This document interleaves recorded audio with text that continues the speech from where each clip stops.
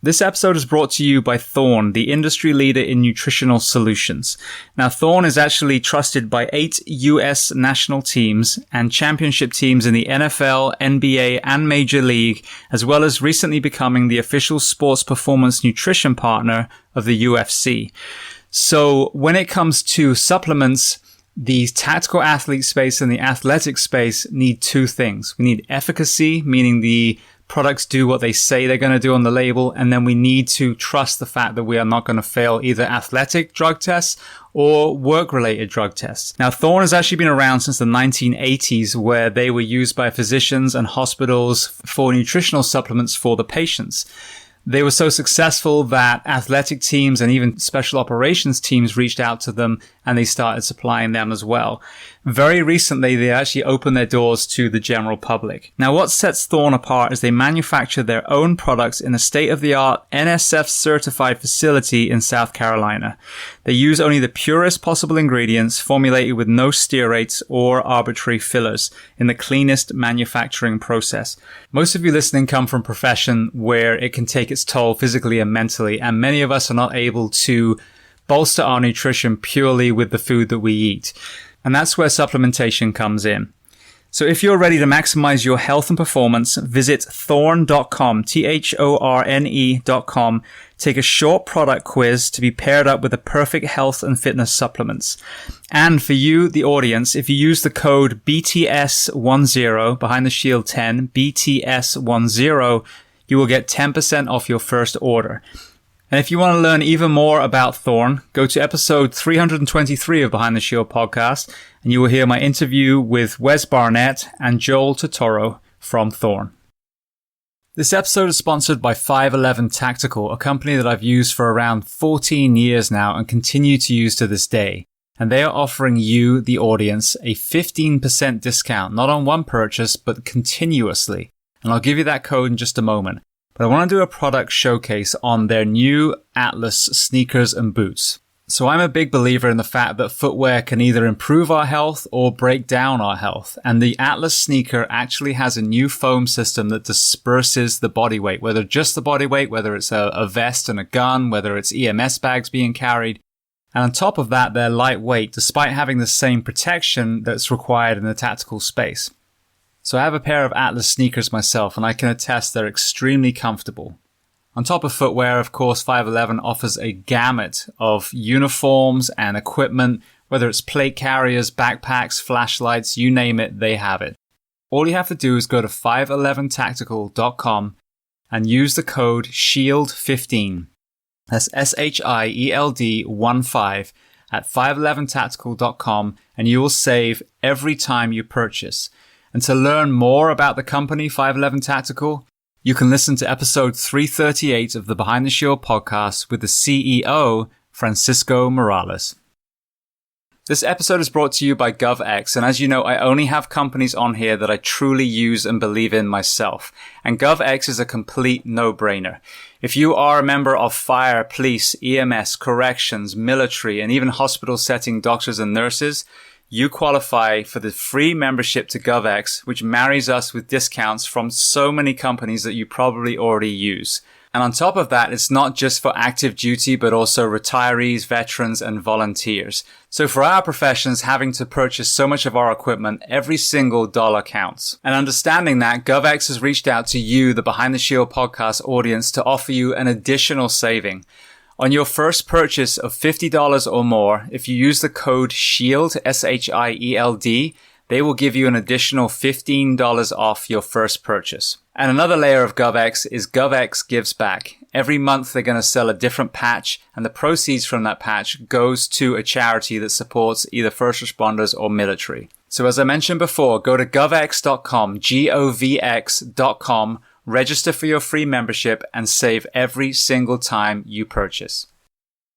Welcome to episode 404 of Behind the Shield podcast. As always, my name is James Gearing, and this week it is my absolute honor to welcome on the show the two French brothers behind the 9/11 documentary, November 13th, and their most recent one, Notre Dame, Jules and Gédéon Naudet.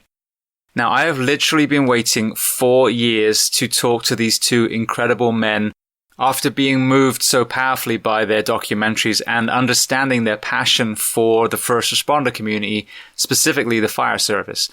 So I was humbled, I was honored to sit down with them and had so many questions that this conversation went on for 2.5 hours. As you will hear, Gédéon had to actually leave and go and get his children from school because I kept him so long. But they witnessed firsthand the tragedy in New York City, and then they documented the tragedy in Paris, and then obviously the Notre Dame fire as well, amongst other documentaries that they've done on top of that. So I can't recommend strongly enough to listen to this from beginning to end.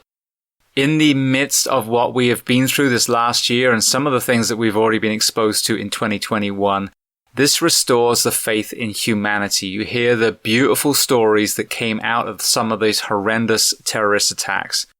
Now, before we get to that conversation, as I say every single time, please just take a moment, go to whichever app you listen to this on, subscribe to the show, leave feedback. I truly do love reading your feedback.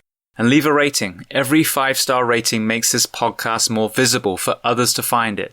And this is a free library for you, planet Earth. So all I ask in return is that you help share these incredible men and women's stories so I can get them to everyone else who needs to hear them. So with that being said, I introduce to you Jules and Gédéon Naudet. Enjoy.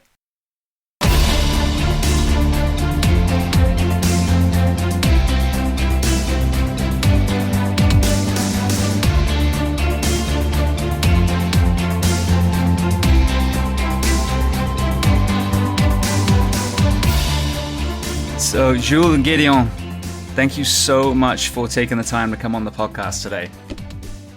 Pleasure to be here. Thank you for having us. Most welcome. Thank you. Now, despite the accents, where are we actually finding you on planet Earth today? I'm in Connecticut. I'm in New York City, and for the record, I wish I could be talking like Sylvester Stallone. I took classes, but growing up in Paris, France, I guess, it was too late. I was asked the other day if I was popular with the girls when I was younger because of an English accent. And I told them no, because everyone was English, so no one cared. But now, I don't know if you have the same thing, but when you move to a different country, people find your accent intriguing. The French did go a long way. That's true. Beautiful. All right. Well, I love to start at the very beginning. So where were you born? And then tell me about your family dynamic, what your parents did, and if you had any other siblings. Gédéon, you want to start? Okay. I don't get much credit being the first one, of course, because the second one, Jules, got all the brain and the rest. We were born both in Paris. Our parents are Parisian, and crazy enough, they decided when we were respectively 18 and 16 years old that they wanted to change their life and move to New York City. And at that time, it was New York was like in the movies. It was Starkey and Hutch and everything that you could possibly imagine when you're growing up watching a series on TV. And we arrive in New York, and right away we knew we wanted to continue to make documentaries and films. That was something that we had started years before. Maybe you can talk about that, Jules. So I think to go back before, so we were our family environment. Our father was the editor-in-chief of a magazine called Photo, which was all about photojournalism and photography in general. So we were raised very early on with these great masters of photojournalism between Cartier-Bresson and all of the others who were, coming for lunch with our parents and our father in particular. And so as little kids, we would listen to these incredible stories of how to capture a moment with them. It was with one click, with one image. But we were struck by that, and our parents were absolute cinephile, and we were watching movies every single night. On Sunday night, where in France, we normally around midnight, you have classics that air, whether it is a Kurosawa or a Renoir or whatever it was, or Orson Welles.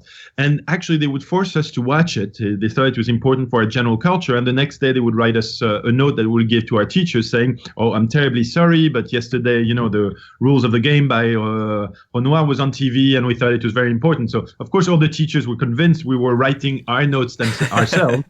And we'd call our parents, and our parents would invite them to lunch because we were honestly very bad in school, and so they needed to do some kind of work around that. And so they would invite our teachers to school and said, but this is the importance of cinema and what it teaches you, and et cetera, et cetera. So very early on, we were raised with moving images and photography as examples on how to tell a story. For us, it morphed a little bit into documentaries instead of photography. And I think we got our father lent us our first camera when Gédéon was 12, I was 9. We were still in the same dynamic. He was kind of the director. I was the actor at that time. And that's where we started, and continuing being interested in documentary filmmaking in particular. And I think the first program we made was at Gédéon's high school, where we did a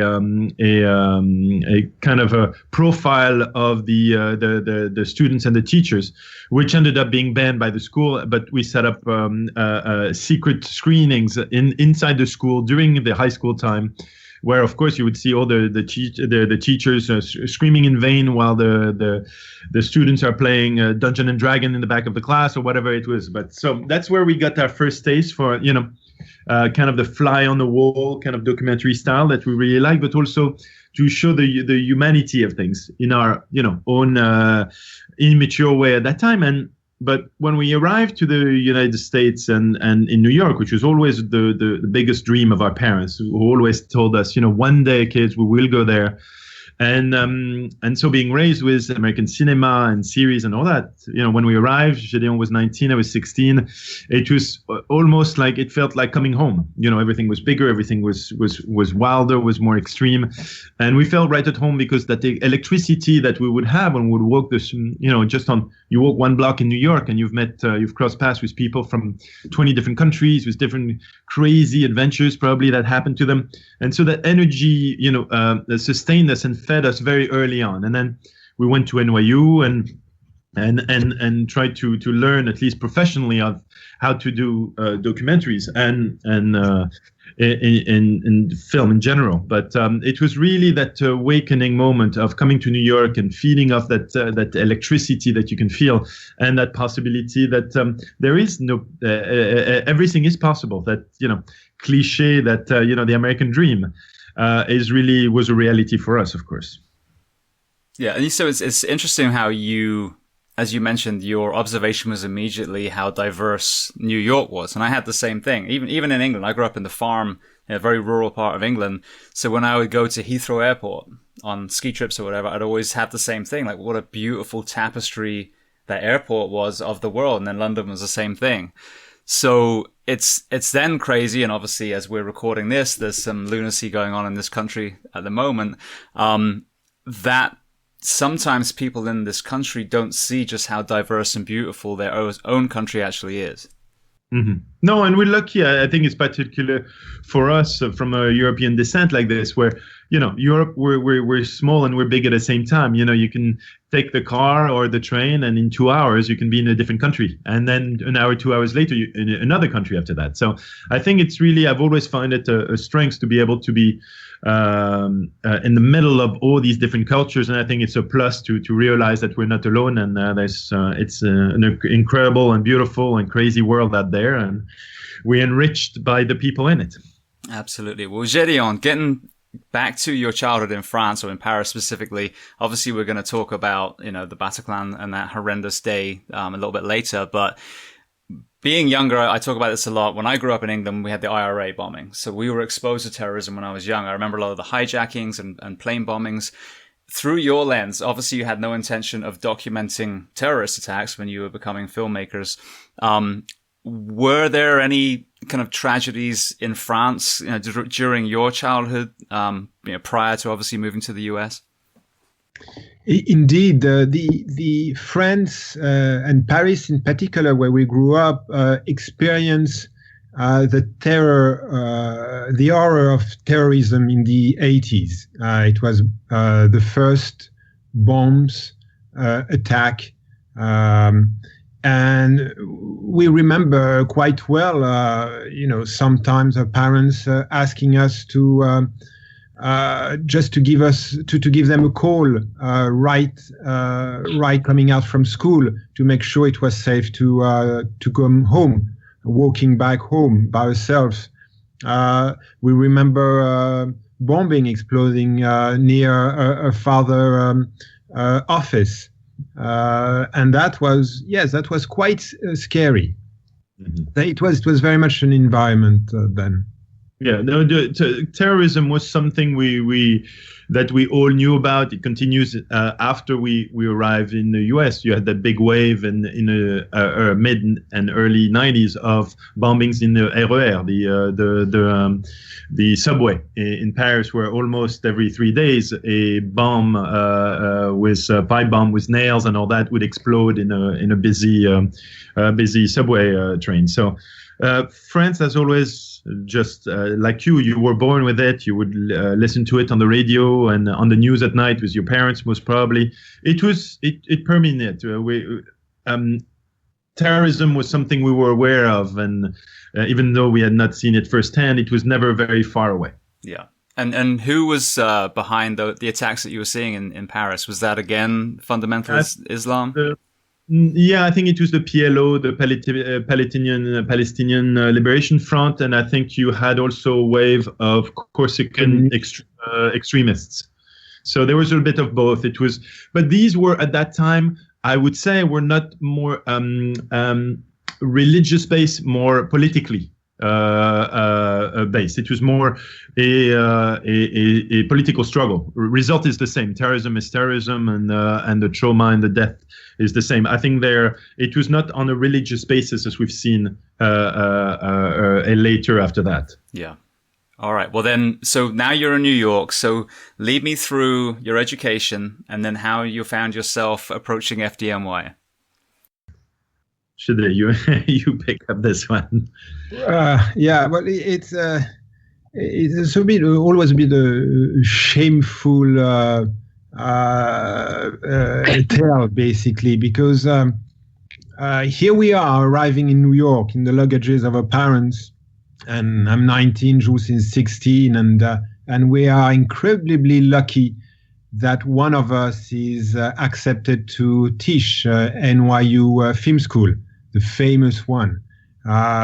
Still have no idea how they got us in, but so only one of us is there, and because our parents simply cannot afford to pay tuition, and so Jules and I have this crazy idea to pretend that, as I'm officially registered, to pretend that Jules also is officially registered. And I'm going to take twice as many credits, and I'm going to give half of the classes to Jules. I'm going to take the directing classes, and he's going to take the producing classes. And to this day, it's insane to think that they never realized what happened.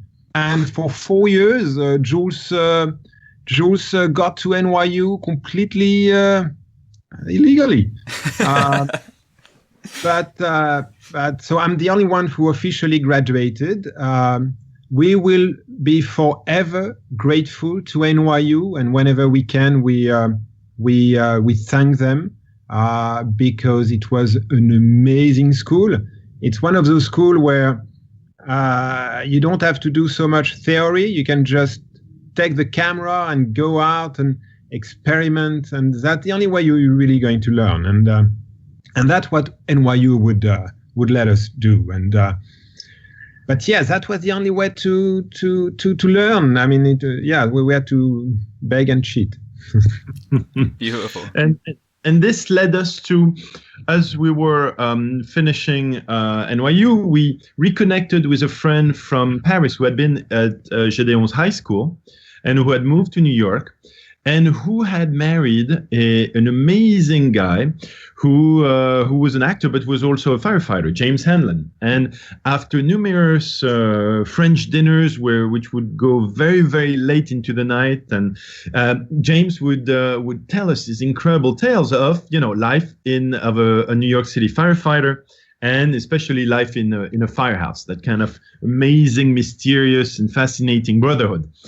And so we came up with the ideas altogether to what if we do a documentary on a firehouse, and especially on a young firefighter, and what better way to do it than to use a young probie, a rookie firefighter in his probation period, which lasts 9 months. And we thought it was great. We kind of knew it was a very long shot, because I think the last time that cameras had been allowed by the FDNY in a firehouse was actually from the BBC.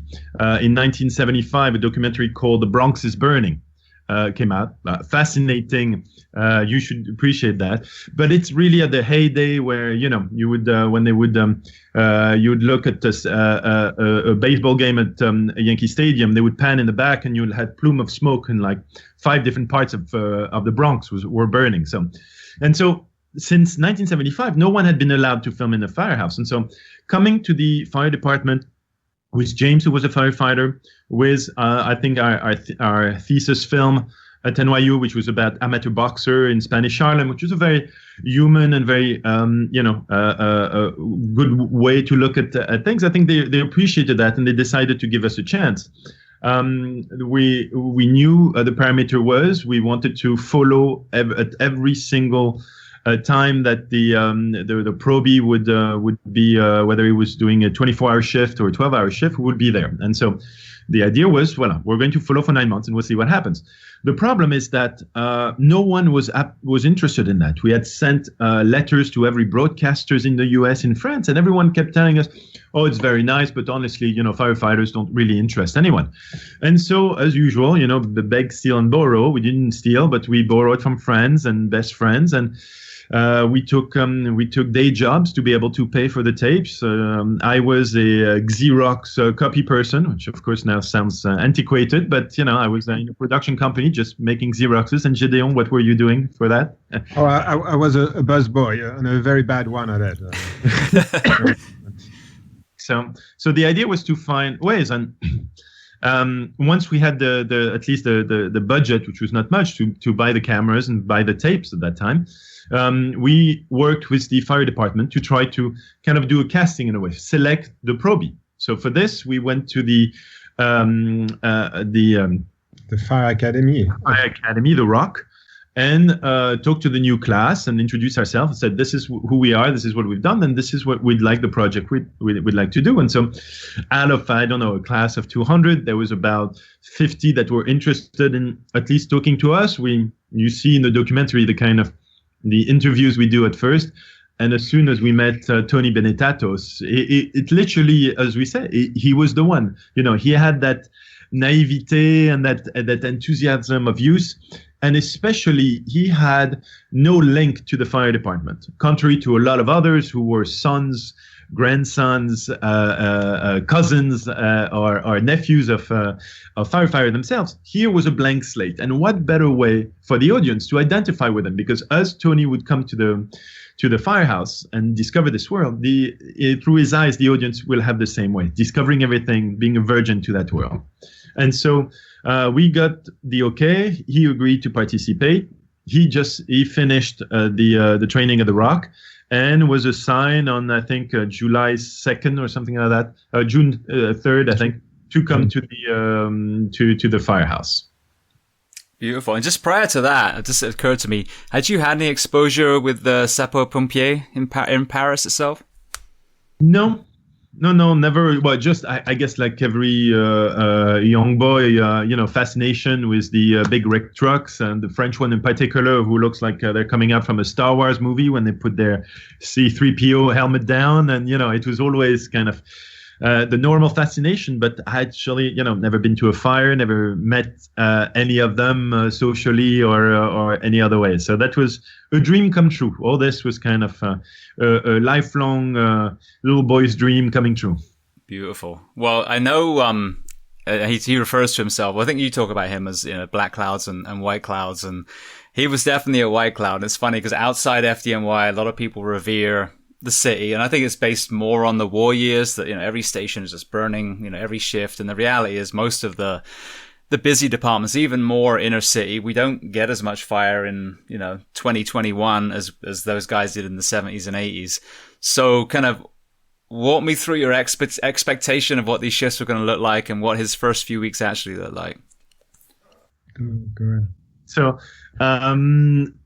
we start, of course, you know, our in our imagination, we'll be going to a fire every day. It's going to be amazing. Babies will be saved, and all that.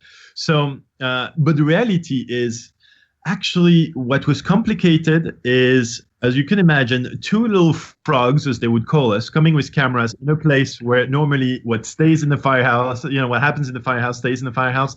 And here you have two strange French creatures with incredible accents who are filming their every move. So their first go to, even though, you know, the captain of the engine had agreed, and the captain of the engine in a house where you have the engine and the truck, the captain of the engine is the captain of the house.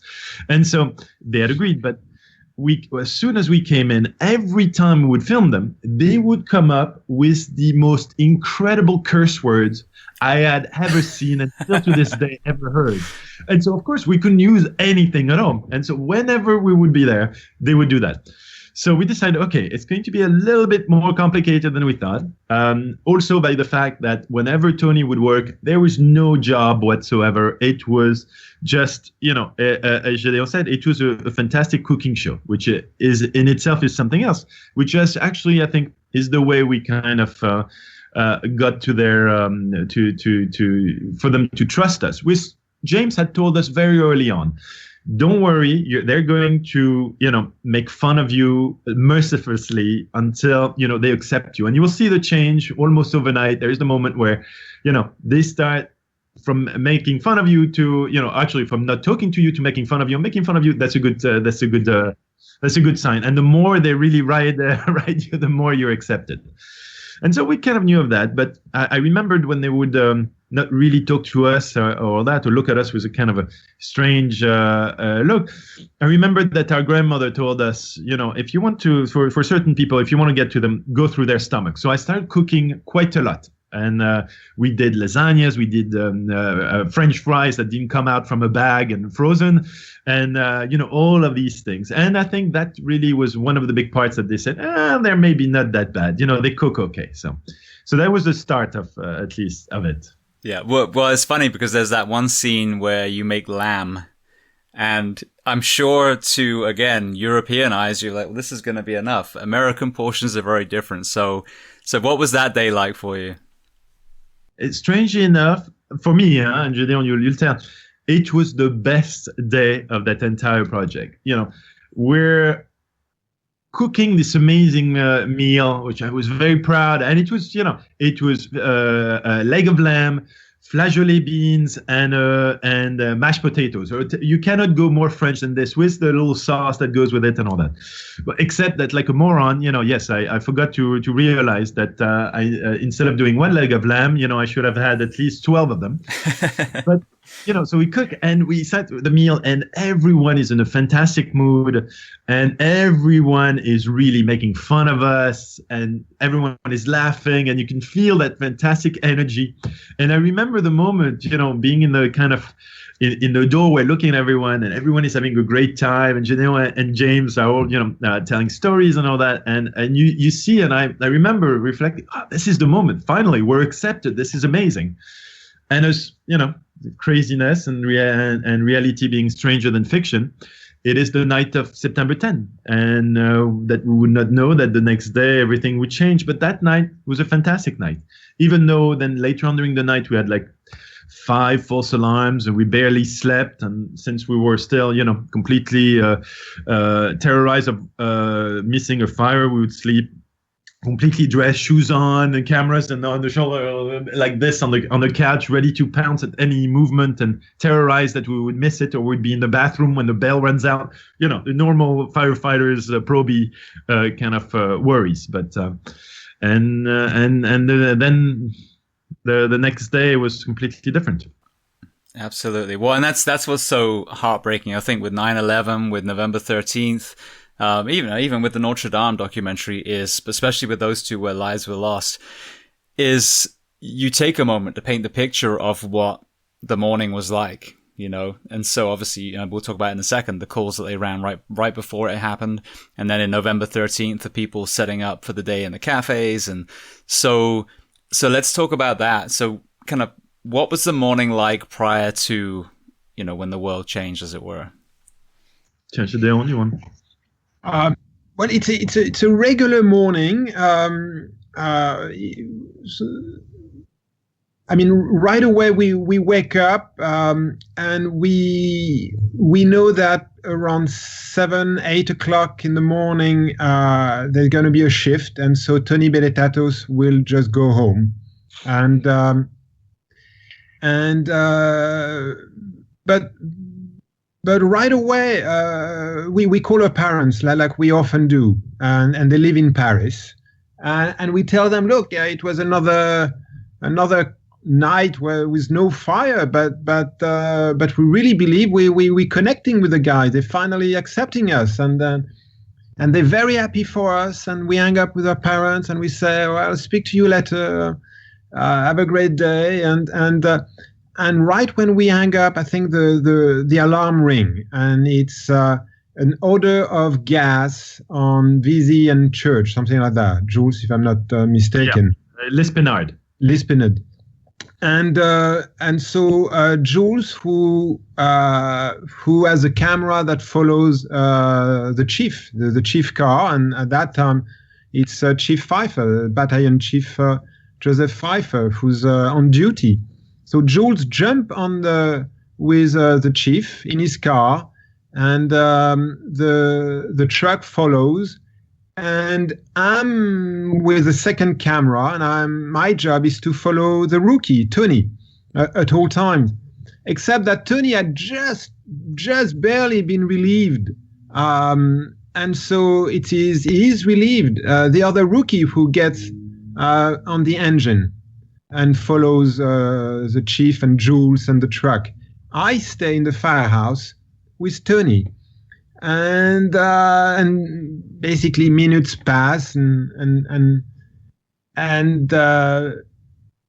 I guess you should tell the story, because this is all this is unbeknownst to me. When I take the call and I go in the chief's car, you have to understand we had set up our responsibilities. Gédéon, which is the oldest and the accomplished cameraman, was the one filming Tony at all times, and so me being kind of the newbie and not and filming for the first time, we had thought, but it will be an interesting point of view to have the chief also, the battalion chief. So we have two different insights into the job, the men who go inside the fire and the strategy part of the chief itself.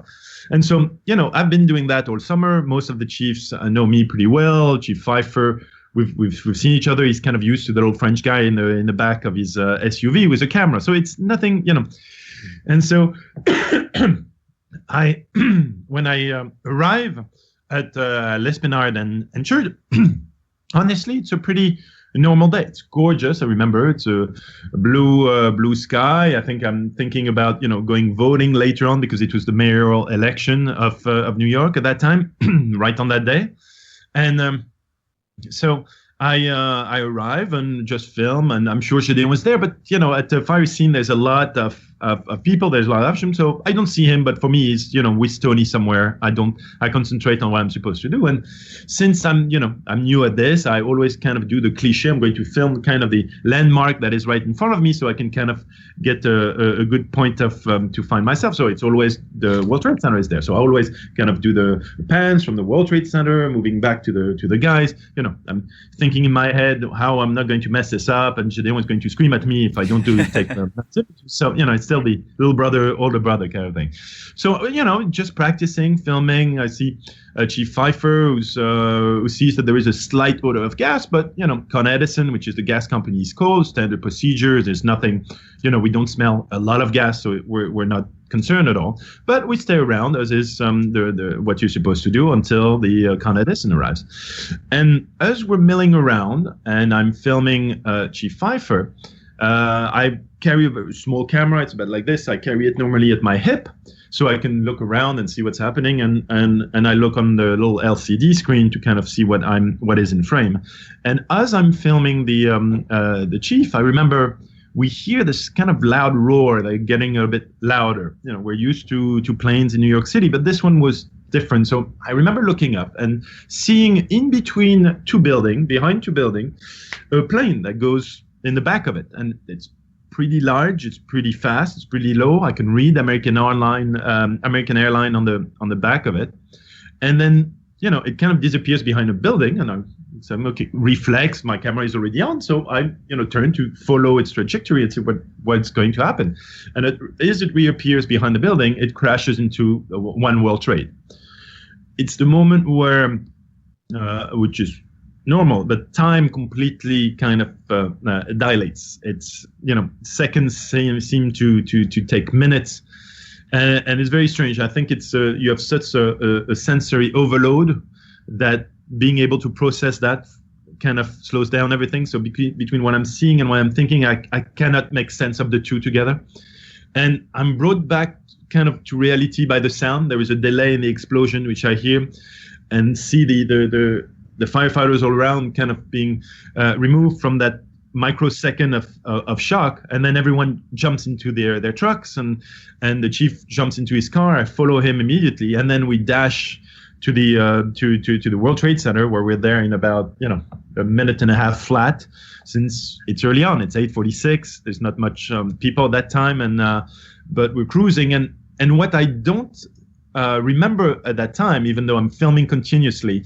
is the chief actually says, and I will find that later when I rewatch the tape, Chief Pfeiffer saying, it looked like a direct attack. The World War I was the World Trade Center was hit, and then gives where they should meet. The first one inside One World Trade Center, and the other one as a secondary staging post a little bit further. But it's hard to really think concretely. I'm just concentrating on what I'm seeing. I'm trying to film the chief and his driver, Head Fahey, and all that. But it's kind of chaos in my mind at that point. So you want to jump back and forth? We can do back and forth between Gédéon's perspective and mine, maybe. Please. Okay. Well, so I'm in the firehouse. This completely empty firehouse with just Tony, the probie firefighter, and he's about to leave to go home, when suddenly there is a large, frantic knock at the firehouse front door. And he opened the door, and there is this guy who says, "You guys have to come. There is an explosion. There is a plane that hit the World Trade Center. Come right away." And it makes no sense. Tony looks at me. I look at Tony. The firehouse is completely empty. I just pick up the camera and I go around the corner on Church Street, and I see a gigantic hole in One World Trade Center with smoke coming out of it. And it's this moment where suddenly I feel terribly guilty. For the entire summer, I wished that something would go on, that we would see a fire. And suddenly here it is, a plane. I just crashed into the World Trade Center. This is just too big. This is too, and it's this stupid reaction. Why should I feel guilty? I didn't make it happen, but I did, and so I'm thinking, damn, where is Jules? And he must be with everyone, and he must be heading toward the World Trade Center. So I go back. I tell Tony that there is indeed a gigantic hole in the World Trade Center, and I pick up all the equipment and I start walking down to Church Street, to the World Trade Center, and. Same with Jules, it's very hard to comprehend, filming the reaction of the people.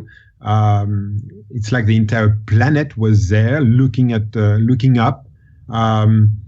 And quickly just arrive. I remember arriving at down the World Trade Center, this gigantic boom explosion, and it was the second plane just hitting the South Tower, and yeah, that's those Twilight Zone moment where it's just too much. This is no accident anymore, but you have no idea what to do.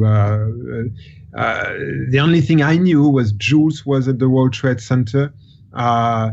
Those two towers were burning, and now cops were telling everybody to evacuate. So I just walked back to the firehouse. Jules? I think the crazy part that where it becomes, it kind of goes on off the rail, which is already when we see the first plane. I remember for me it was a series of just getting things from bad to worse. Arriving at the finally at the World Trade Center by parking right under the awning of One World Trade, the North Tower, seeing the chief gets out, starts to put his bunker gear, and of course I ask him, can I come in with you?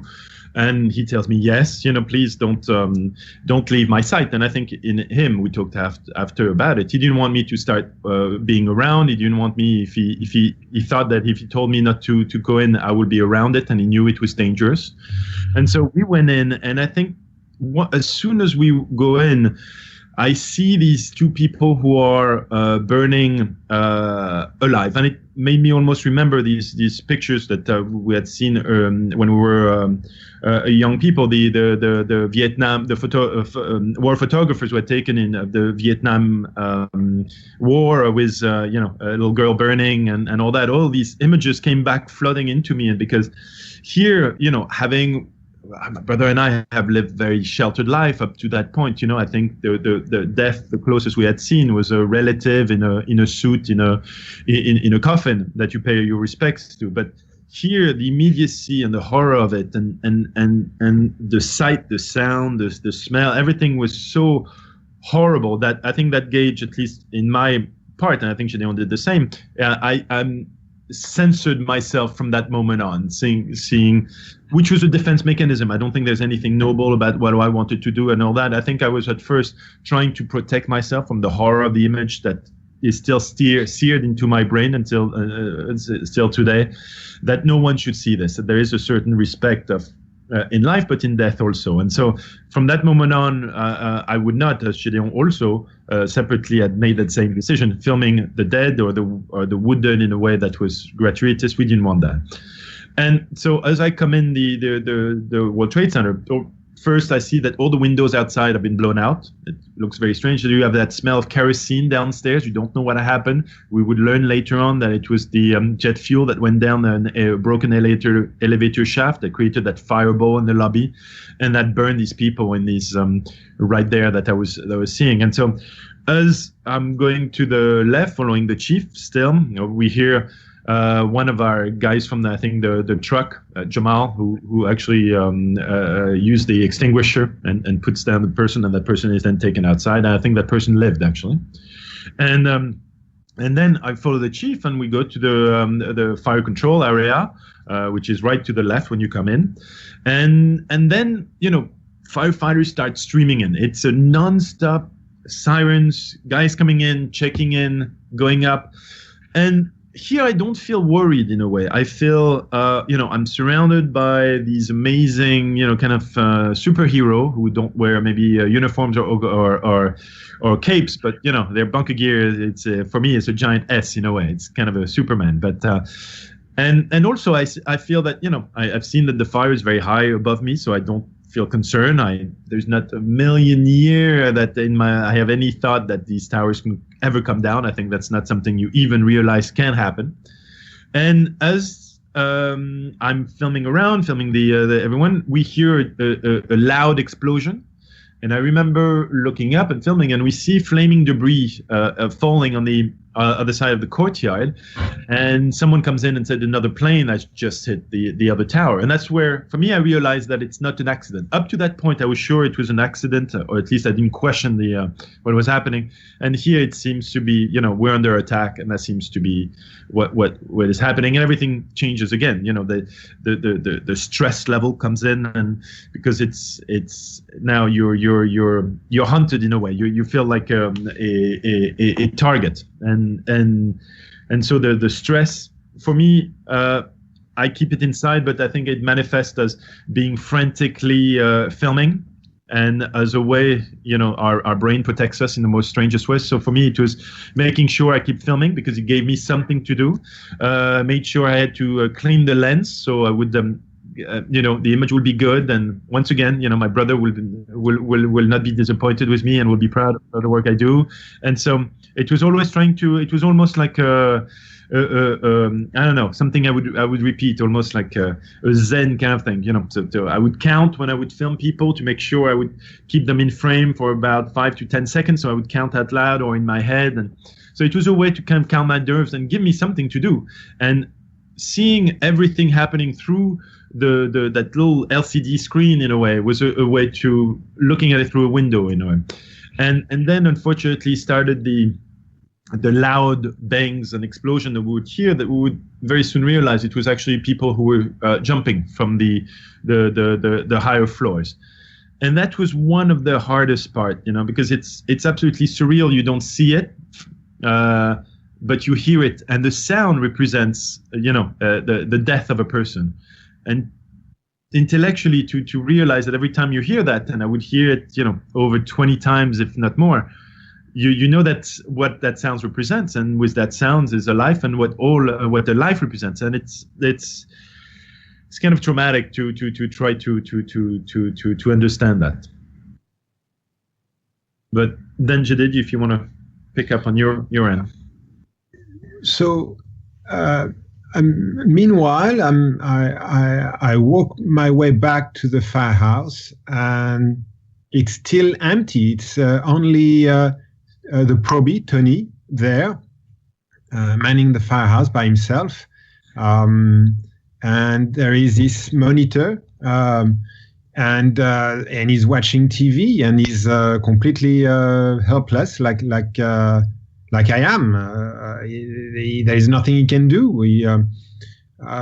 Except soon, one, then two, then three firefighters arrive directly from their home. The lucky one who managed to cross the bridge or the tunnel fast enough to arrive at the firehouse. And I'm thinking there is no way I'm going to walk back by myself to the World Trade Center. I'm not a firefighter, and I'm going to be pushed away again by cops and FBI agents who are now, all around and so I waited until Steve Rogers arrived, the veteran firefighter in the house, who right away said, I'm going to go there on my pickup truck. And he assembled 3 of his guys. And I said, can I come? I need to find out what's going on. And Jules is over there, and I cannot stay here by myself doing nothing. And he said yes. And I was so grateful that he said yes. And so I jumped with him and 3 other guys. And he drive his pickup truck like a madman down Church Street. We arrive, we park kind of a block or 2 from the World Trade Center. The vision of downtown has collapsed already. The South Tower has collapsed. Yes, so sorry. While we are at the firehouse, the South Tower, the second one to be hit, collapsed. It happened at the same time that I lose Tony Benenatos, the probie, who basically rush outside with an old retired fire chief, Chief Burns, an incredible character who also managed to come home, even though he was a retired chief. He just saw Tony in the firehouse. He just picked up some gear and he said, "Tony, let's go help people." And that was insane to see, except that I lost them in the crowd, so I came back. Anyway, so here I am in the pickup truck with Steve, the veteran of the house, 3 other guys, and driving like a madman. And the street is completely white. People are white. Everybody is covered by this dust. We start to walk toward the North Tower, the only one left standing. And when we arrive on Vesey Street, the street adjacent to the tower, I take a bit more time. I don't walk as fast as they do. I don't know. There's something just at that point so terrifying that I don't know why, but my legs are not really walking me anymore, and I'm kind of do stand up, just stupidly filming. And that's when this gigantic war happened. And it was like in those catastrophe movie, you just look up and you see in slow motion the top of this skyscraper falling on you. And the next thing I know, I'm running a few feet away to empty fire engine.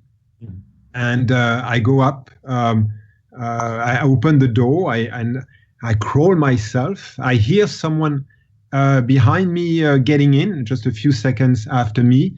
And that's it. I'm just waiting to die because debris I can hear and feel are falling all around the fire engine. Some are falling on it. I can hear the windows exploding.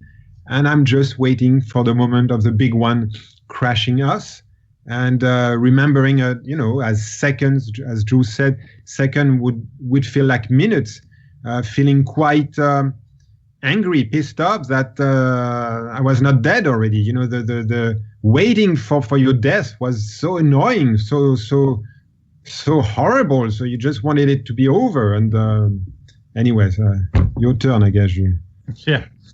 Well, but to go back, is that James? Is that what you're interested in? I don't know if you want us to skip. No. As long as you have time, I've set aside as much time as it takes to tell your story today. So please take your time. I'm honored that I'm sitting here listening to this. So thank you. Oh, no problem. So to go back a little bit, so when after the second plane has hit. It's a chaotic time in the lobby. There's more and more people coming, more and more people going up, including Chief Pfeiffer's brother, Kevin, from Engine 33, a lieutenant who goes to see his brother, and his brother gives him the assignment to go up. And unfortunately, it will be the last time they will see each other because Chief Pfeiffer's brother would die in the North Tower. And as people are coming in, I see the preacher of the firehouse, the chaplain, Father Judge, which I had seen before at other events and things like that. But here, normally, he's always kind of a boisterous guy, always a smile on his face, always a quick word, a quick smile. And here, it's absolutely the opposite. He has an incredibly serious demeanor. He looks like he's mumbling. Some people would say he was praying, and not making eye contact with people. And it was very striking. I remember filming him because he was, he's really a beloved a figure in the fire department and was always there for people. And I see a lot of the people, and what strikes me is really the look on their faces. It's not fear because they're not afraid. But the level of concern, the level of realization of how big is the job, how dangerous it's going to be, the realization of the loss of life that has already taken place, that will continue to take place, and the most probable injuries to firefighters as they're going up 80 floors, using the stairs with 50 pounds on the minimum on their shoulders. You could feel that determination, and I'm always amazed. We're giant groupies of firefighters, all first responders, firefighters in particular, and to see that determination, that courage, that what for us makes them kind of the best of all of us is this determination to, regardless of the danger to themselves, they will be there and they will jump into a building on fire willingly, eagerly, to be able to save people's lives. And here I could see it firsthand. Even though they knew it was going to be bad, they knew that some of them or themselves would lose their lives. There was no hesitation. On the contrary, the frustration was that they couldn't get up there fast enough. And as things are trying to quiet down in a way, even though we're getting, at that point you have rumors that everything has been hit, that the Sears Tower, that Chicago, that Los Angeles, that pretty much everything, World War III has just started, because you don't know anything. You're in the middle of the eye of the storm. You're cut off from everything. I think people watching it on television anywhere else in the world knew much more than we did. And so when things have quieted down in the lobby, most people firefighters have gone up. The chief are mingling around, trying to find their strategy.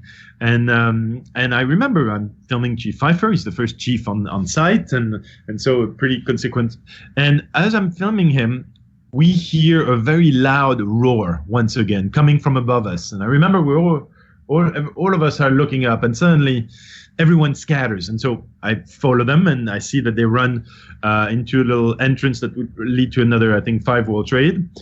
And it's because that sound is almost like the sound of death. It's kind of that freight train of death coming towards you. You know it's coming. You have no idea what's happening, but you know this is bad. And so as I follow everyone, we start going up an escalator. I remember just stopping and saying, okay, what am I running? I don't know what this is, but this is death, and I'm going to die. And unfortunately, it's the sad reality of it. And I remember being surprised as the kind of the Zen-like calm that I had in my mind. Again, time is completely distended. I have the impression this lasts for half an hour, even though it's only a few seconds. But I remember that long conversation in my head of, okay, I'm about to die. I'm kind of pissed off at that and sad because, I have so many people I love that I'll be missing and all that. But in my mind, it's almost like I know a door opens and kind of, okay, I'm going to walk through that and we'll see what happens after. I remember having a prayer saying, now is the time. I'm not a believer, so I think, I could use a sign, hedging my bets, I guess. It couldn't hurt. And, no atheist in a foxhole, as they say. Yes, it happens. But and as that roar is coming and the darkness engulfs us and that dust or fog, I don't know what it is covering us. It's really kind of, we're suddenly crossing into the underworld, the abyss, the, Dante's Inferno. It's what it looks like. And then that incredible quietness, almost like, during a first heavy snow in a city where all the sounds of the streets disappears. It's exactly that. Everything is muffled, everything. And then, sound suddenly comes in and you hear, little sounds. You see someone saying, is everybody okay? And of course, I'm the first one to pipe up because I'm afraid they're going to leave me behind. I say, I'm okay, kind of, desperately crying in a way. And, I turn on the big floodlight I have on my camera, which ends up being good because the chiefs normally don't have a lot of equipment on them as they're, downstairs. And so someone sees the light and say, oh, you're with the light. Come downstairs, come help us. And what I would discover is that they had just found the body of Father Judge, and they were trying to see if he had a pulse. And unfortunately, He had died, probably being hit by a piece of debris that broke his neck, and so I think he died very quickly there. But unfortunately, there was nothing we could do, and so very quickly they decide we have no idea what's happening. We have no idea. The South Tower has collapsed. As far as we're concerned, it's probably a partial collapse in the North Tower, and that's why Chief Pfeiffer immediately doesn't hesitate, in about 5 seconds after that huge explosion or roar or whatever it was, says, "Okay, Battalion 1 to all units in Tower 1, evacuate the building and make sure it's repeated, make sure it's understood." And once he's repeated it about 2-3 times and make sure it's been repeated, then he says, "Okay, we need to get out of here. It's dangerous." Some of the chiefs start to carry the body of Father Judge, and we go up that escalator that would lead to the West Street right there. But we still see debris is falling, people are still jumping, and it's still very dangerous. So Chief Pfeiffer says, "Okay, we're going to go to use the footbridge that links the World Trade Center to the financial center, and we'll be safer because we'll be protected from whatever falls."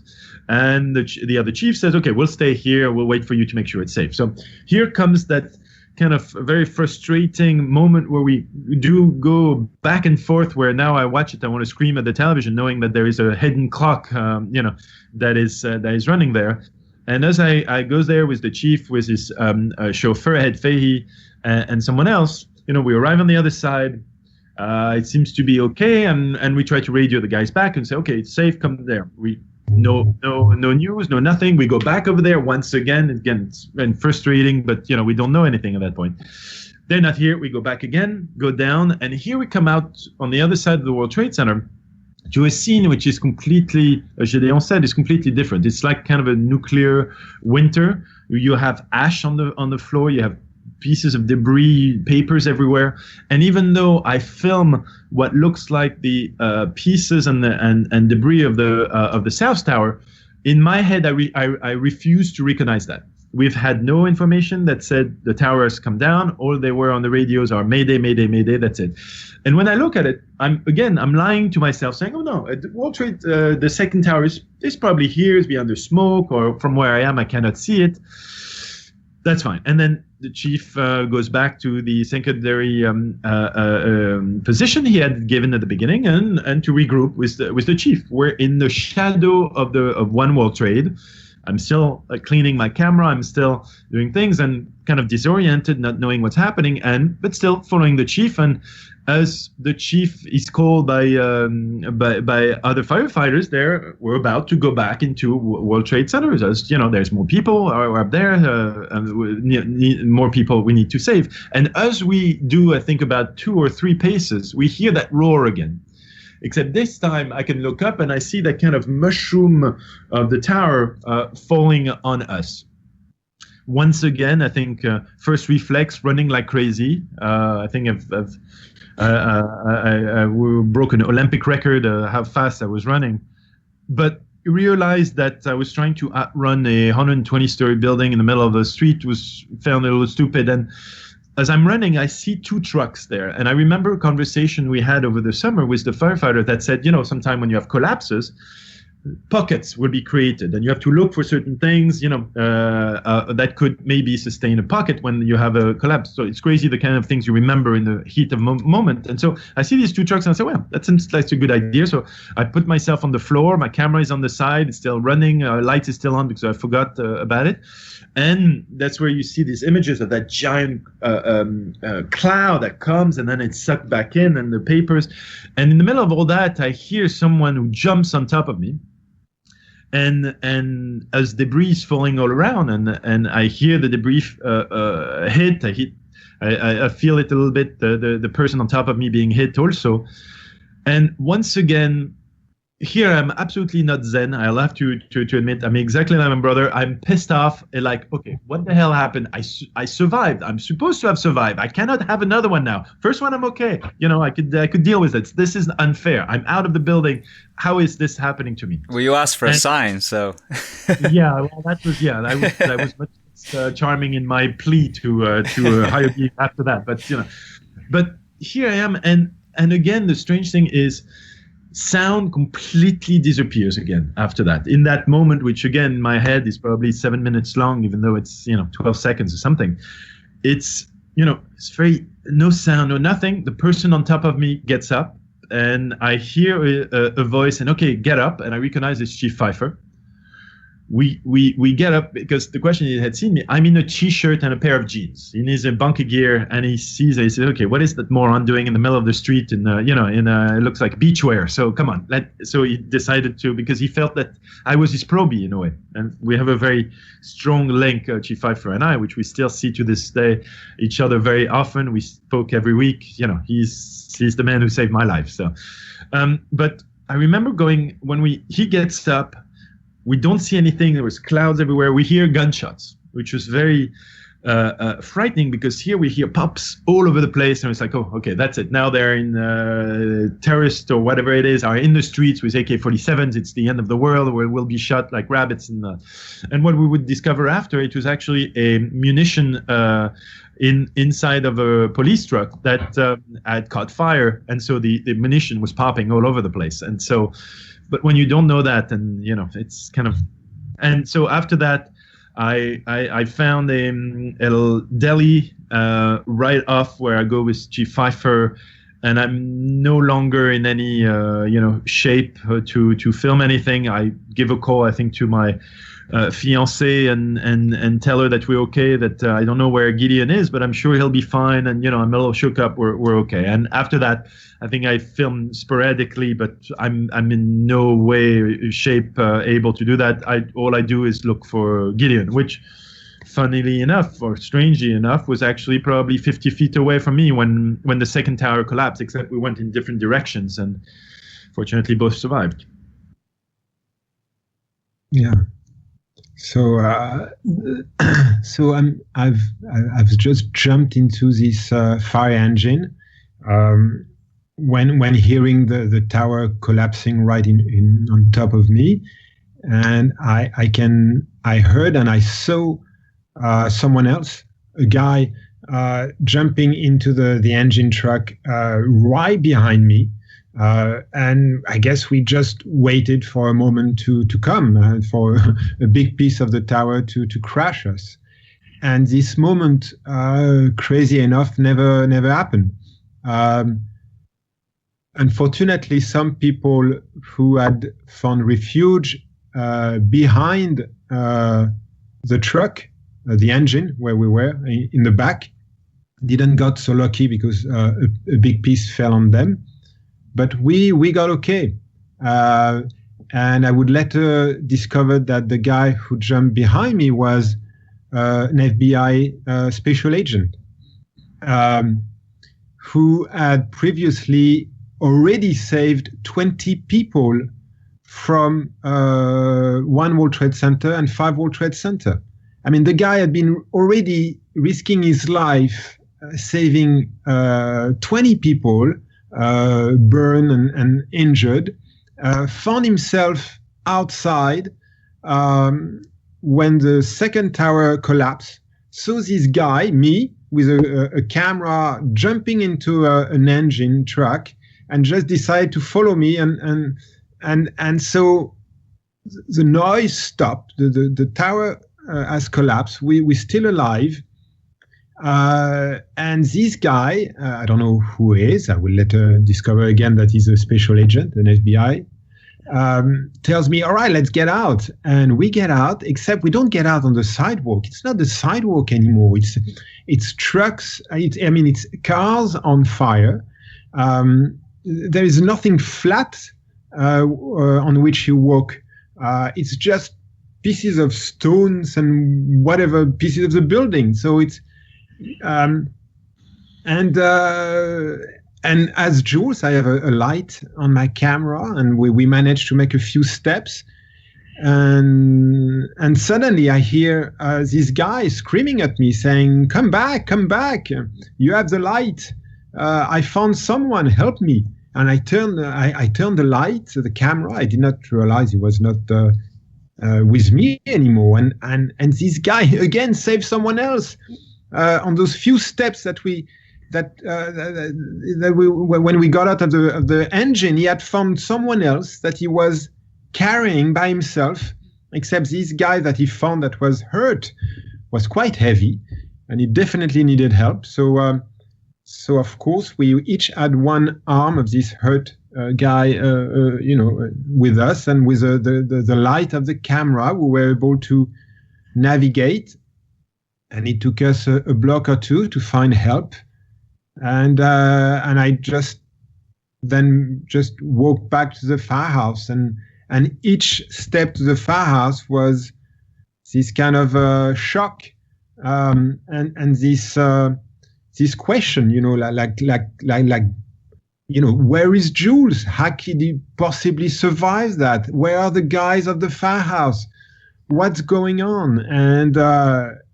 And unfortunately, I arrived at the firehouse, and the firehouse is almost empty.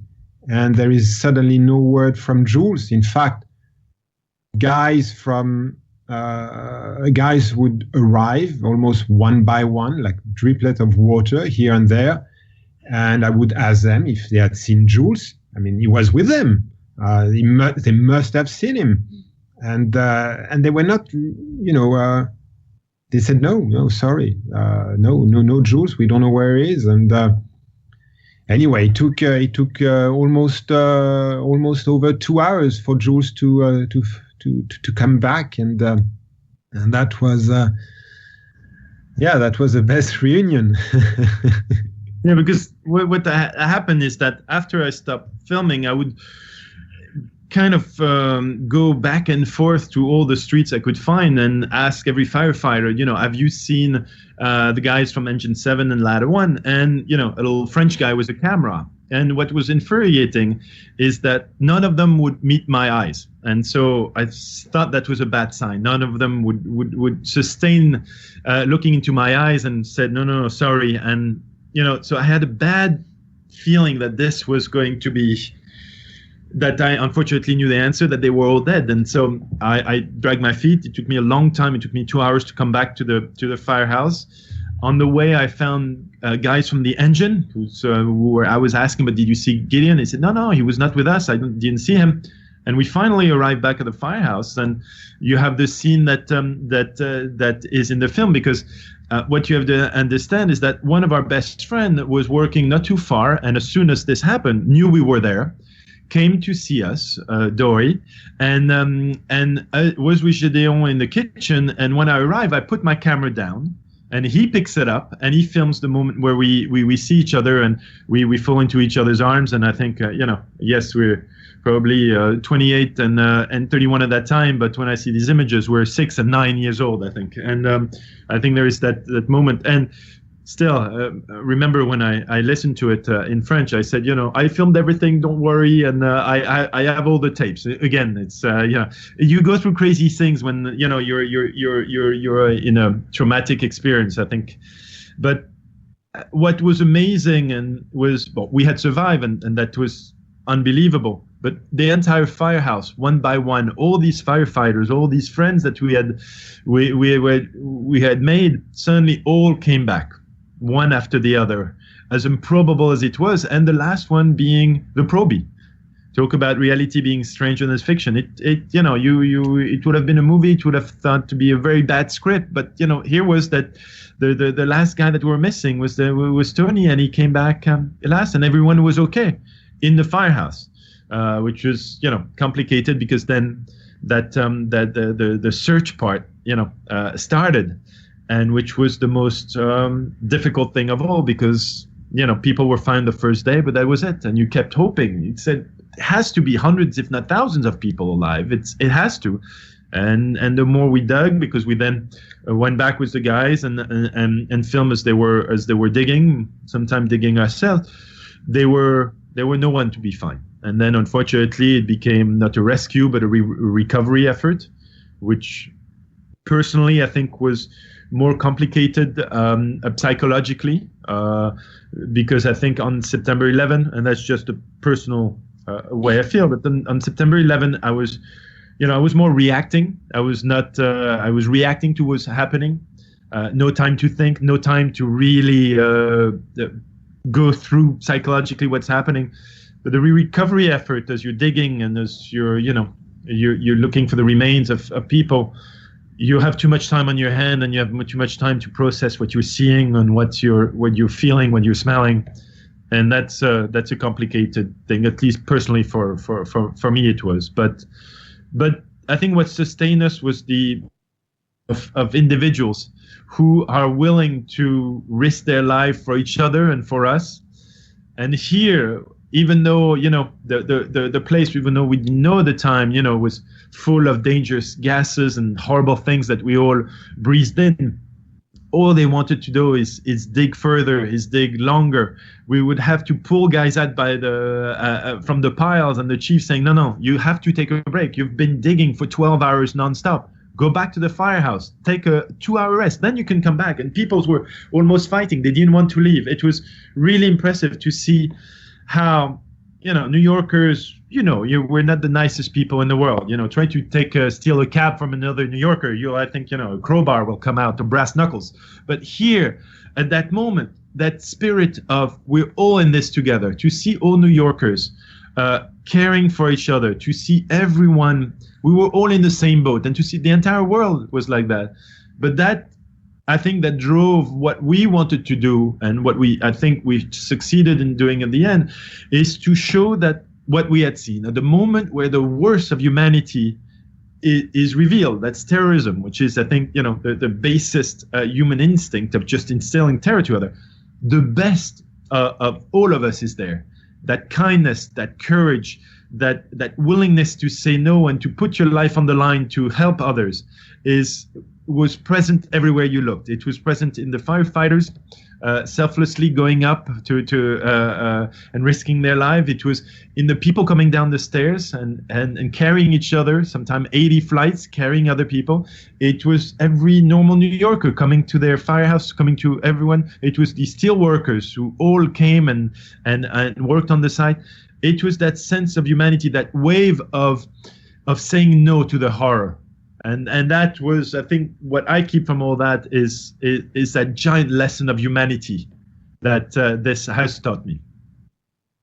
Gédéon, anything to add to that? No. Jules said it perfectly. It's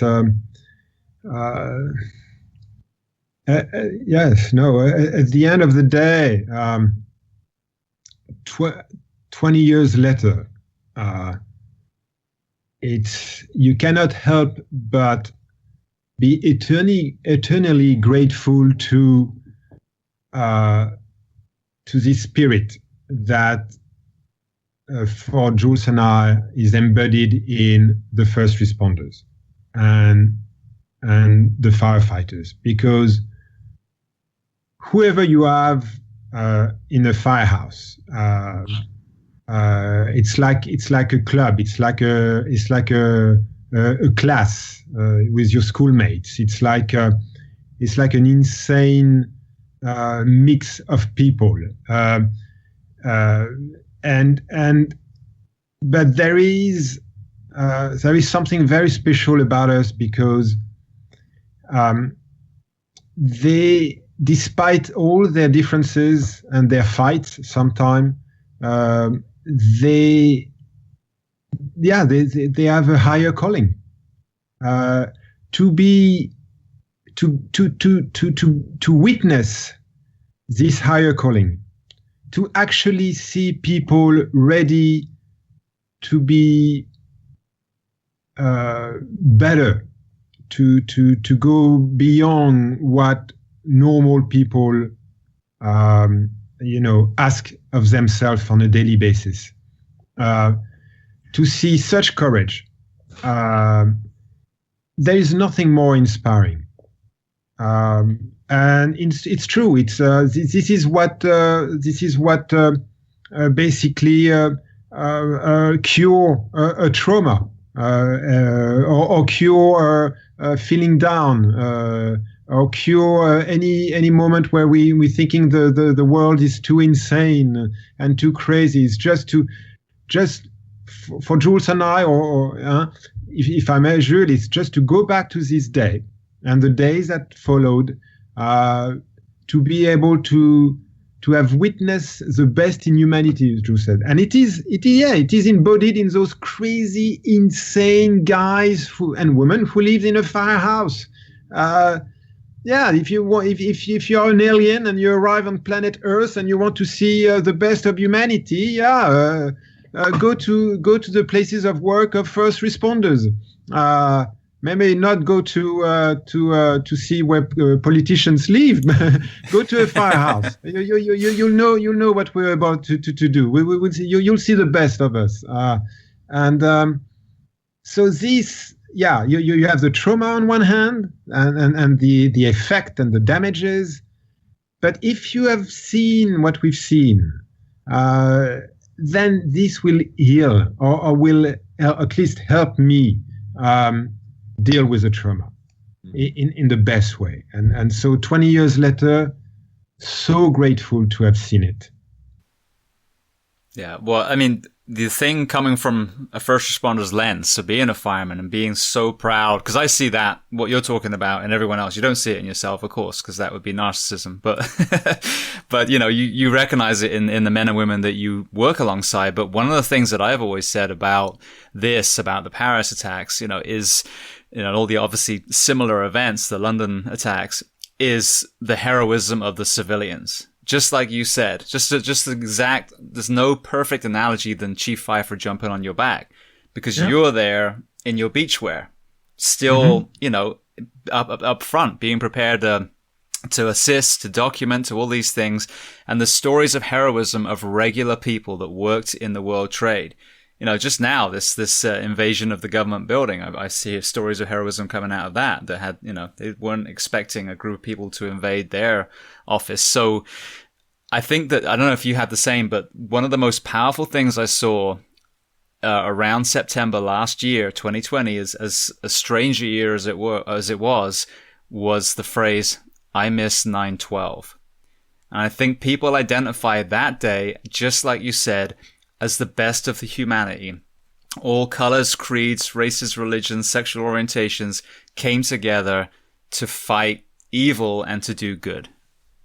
And unfortunately, it's sad, but it's always how it happens. We saw it after the attacks of November 13. We saw it even when Notre Dame was burning. Unfortunately, we're complicated human beings. That it takes, unfortunately, a tragedy to remind of us, the best of us.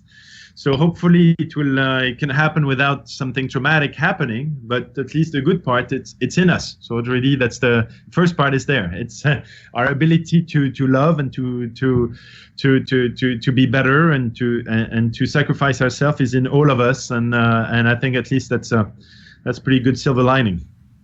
Absolutely. Well, you mentioned Paris. Before we move on to there, I do want to talk about the mental domino effect and the physical domino effect, because as we were talking before we started recording, and it's a topic that I've talked about already on the show, we're losing hundreds more men and women post 9/11. There's, we lost 343 firefighters specifically, and I know we're getting close to that number now in post 9/11 illness. That's not including law enforcement, as you mentioned, steel workers, civilians.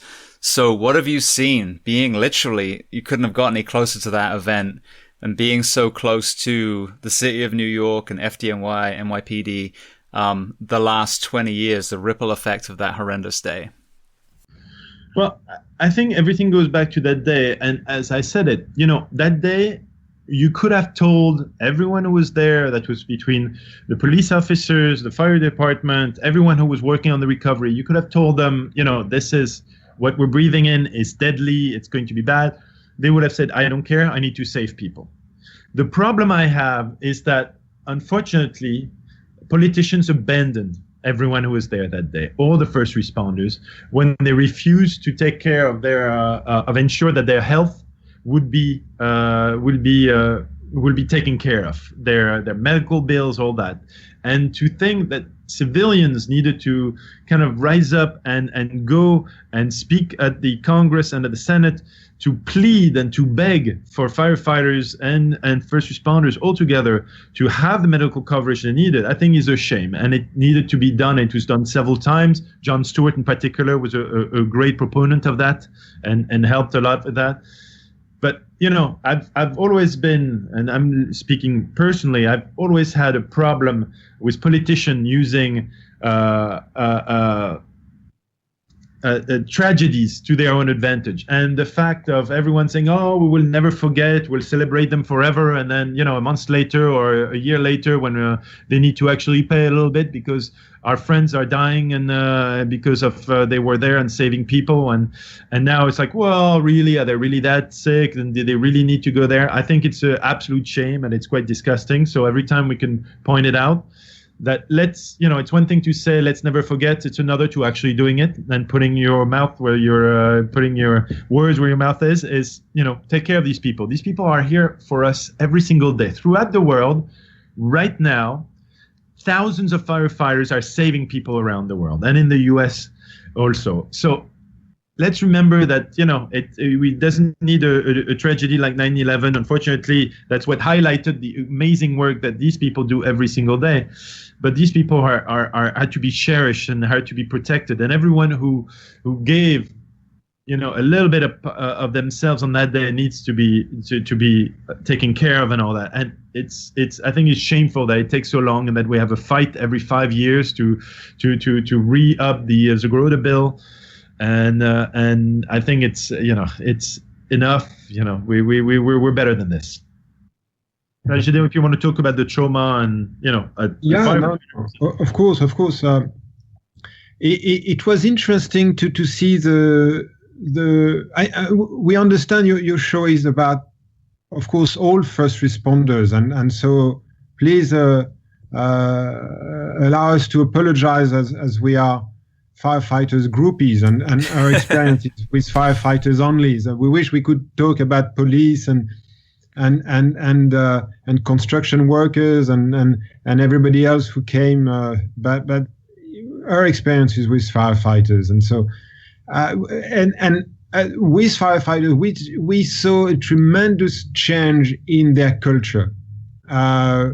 When we arrived at the firehouse, when we started filming in the summer of 2001, we quickly realized that the culture in the firehouse is a culture of being the biggest macho on the planet. I mean, you might discover at the end of the day that they're big teddy bears, but the way they talk, it's like, oh my gosh, and so that's the way that's the way it was. You don't ask for help. You whatever happens stays in the firehouse. If you have a problem, you talk about it among yourself. You never ask for help, except when something as big as 9/11 happened. You need to ask for help, and those guys didn't. And we saw first, they didn't at first, and we saw psychologically how damaging it was, not just in the firehouse, but in every single firehouses, and people were ringing the alarm, saying, if you don't talk about it, if you don't go through the normal, if you don't recognize it as true trauma, which has some serious mental and physical effect, you're going to pay a heavy price. And at first, many did. But as years passed, we saw the culture in the FDNY change for the better. And we saw those guys starting to understand and talk to professionals, help each other. I mean, there's still the basement firehouse therapy that is the most amazing one. Of course, you have an issue, you talk to the guys. No one else understands better than. But it's not enough. This was huge to see this change over the years. And I think 20 years later, the culture is now very much understanding of what trauma is and means, and the horrible effect of post-traumatic disorder. So they're now taking that very seriously. So that's a good thing that came out. Yeah, I think that as we could have described it before 9/11, you had kind of that Superman complex. Nothing can can get me. I'm stronger than anything. And I think through that and through the department realizing that and having, these people are now tested physically, just like all survivors of 9/11, not only physically for the, cancers and all the horrible things we diseases, unfortunately, a lot of us are suffering from, but also mentally to make sure that everyone is okay, that everyone who needs to talk to a professional, therapist, psychiatrist, whatever it is there. And it took, Gédéon is right, it took some time, but I think it's a better department because of it now. Yeah, absolutely. And I had Nancy Carbone on the show from Friends of Firefighters, and what they're doing, I think, is another great asset to the FDNY. Exactly. All right. Well, then, I know we're already an hour and a half in, and we're still in New York in 2001. So, and there's no rush on my end at all. I mean, it's such a powerful story, and I want to give you the time to tell it properly. For you personally, firstly, what was that journey from that event yourself like? And then the next time I really saw your work come up was obviously after the Paris attacks and that beautiful documentary that you made, which I think it is one of my favorite documentary pieces ever. And it's just, I mean, obviously it's the people, it's the way you shot it. It's again, the fact that you didn't sensationalize any of the deaths or anything like that, but lead me through that period between the two and then your own first exposure to that attack as, a Frenchman. Well, that's, after doing 9/11, which we, in a way, we kept doing over and over because we did many versions of it. And every year, every 5 years, then we wanted to add to it, to follow these guys. We did a few documentaries.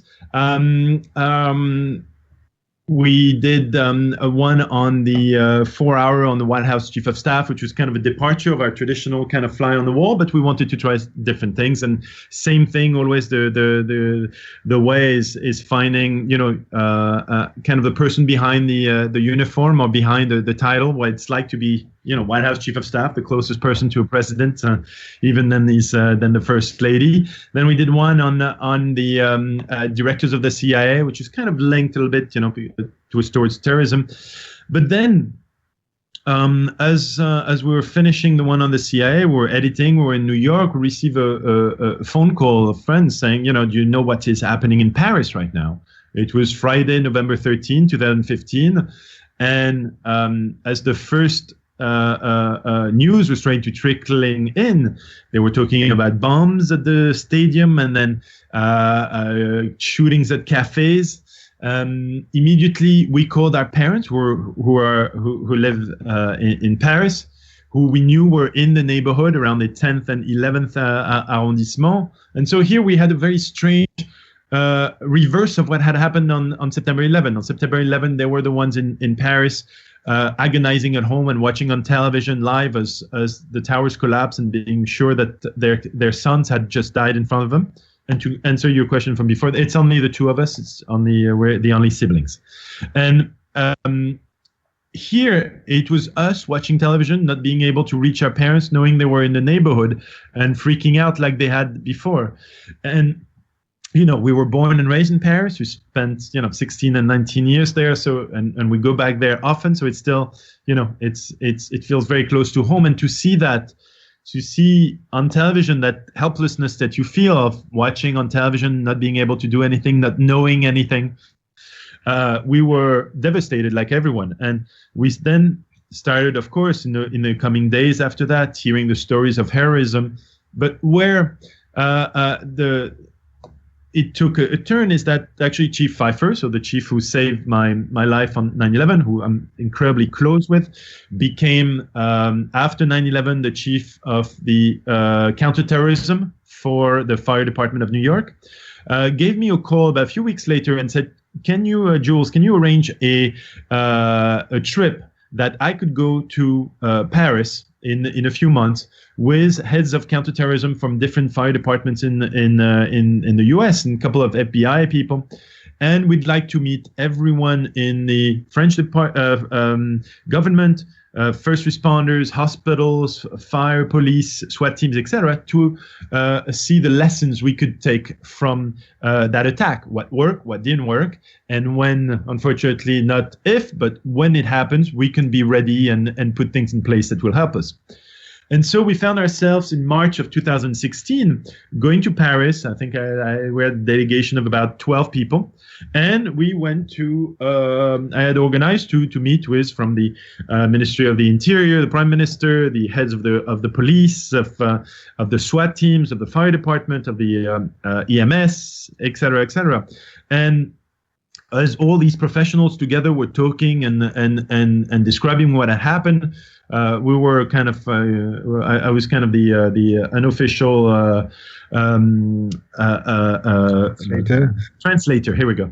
And so we discovered all of these stories reminded me of what we had lived through on 9/11, the heroism of the first responders, the heroism of the civilians.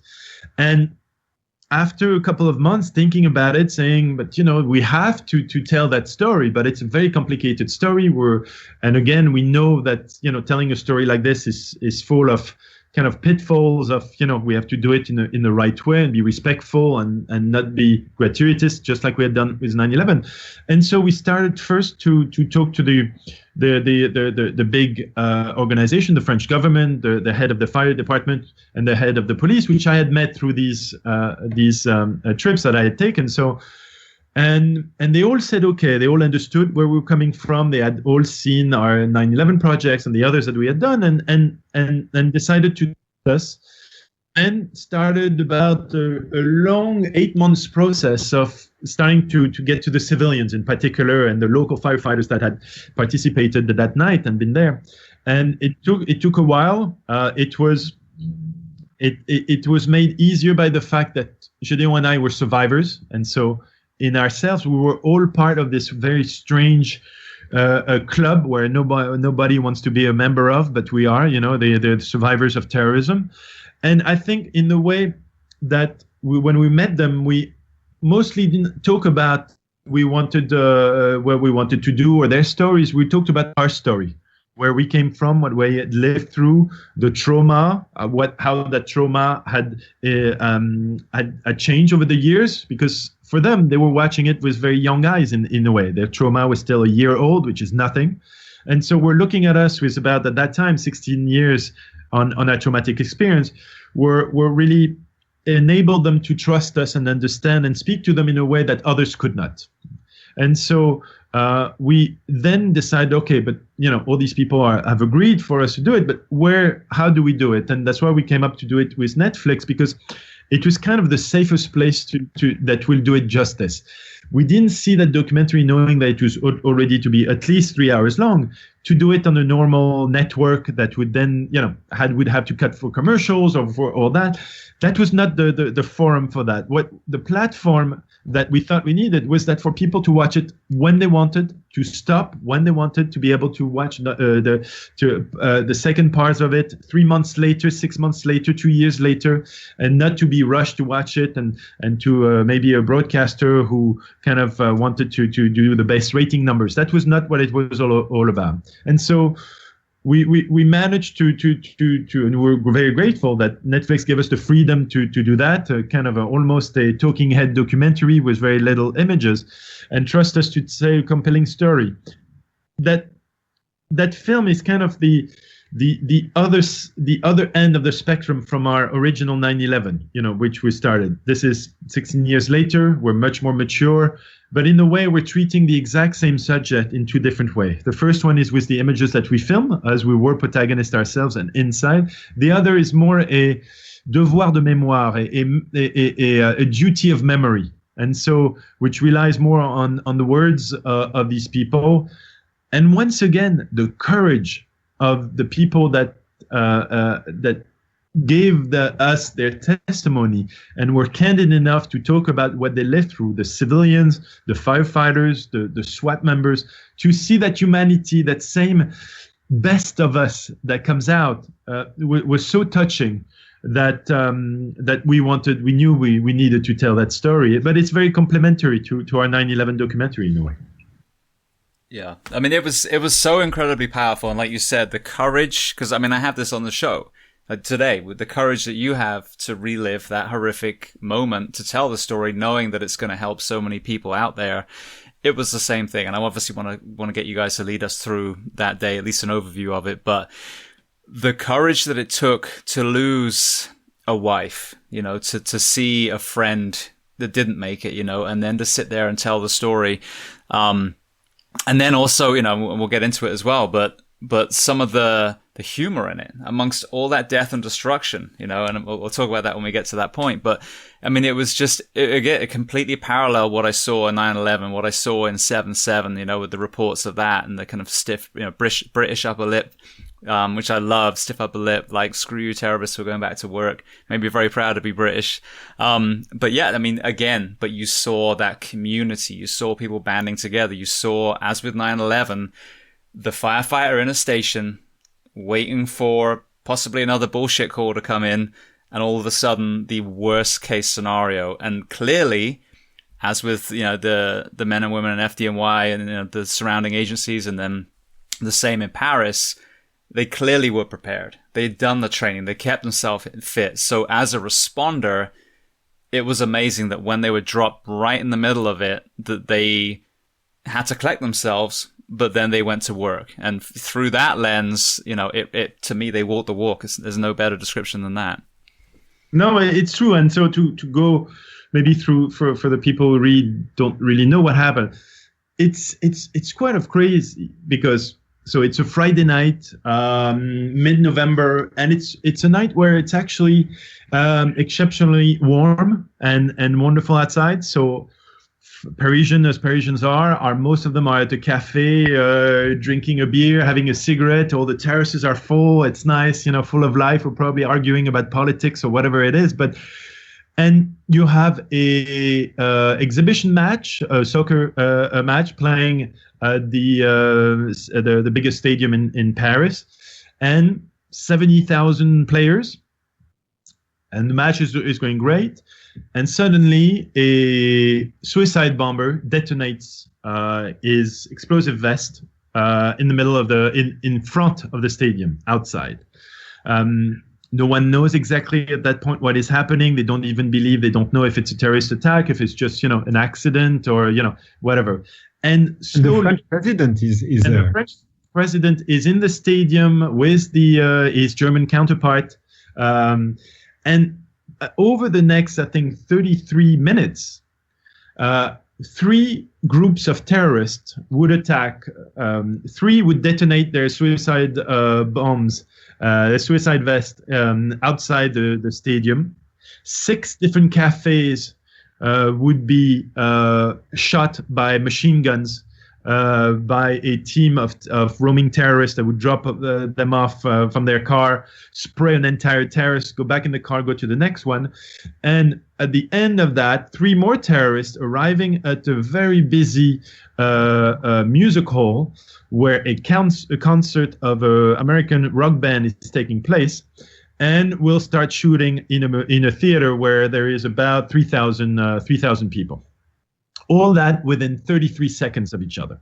So imagine, on a perspective of first responders, where you first have reports of bombs in one location, then you're getting shootings at another, then at another, then at another, then another, then another, then another. And you had that sense that it's never going to stop. Every time a call would come in, a different area was under attack by a different terrorist group, commando. And it was that craziness that on the part of the first responders, police and fire department, was incredibly complicated, and yet, as usual, would rush to the scene. And you see in the documentary the incredible work of the firefighters, who are the first responders, the first one who arrive. And even a shooting is happening, are, you know, were risking their lives to do tourniquet and to try to staunch the bleeding and all that. And then what is very the accumulation of all of that is at that music concert where, you know, you have 3,000 people in there, three guys come in with machine guns and shoot indiscriminately at the crowd. And again, you see these civilians, these stories of them protecting themselves, protecting someone weaker than them, protecting complete strangers, either by escaping, either by playing dead and covering them with your body as people are dying all around you.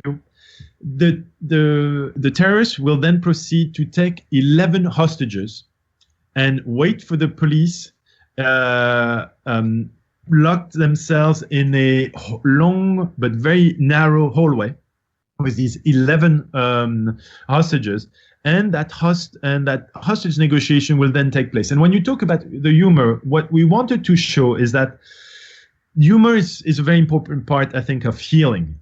But it's also a way that our brain kind of enables us to protect ourselves. Humor sometimes comes out when you're stressed, you laugh and all that.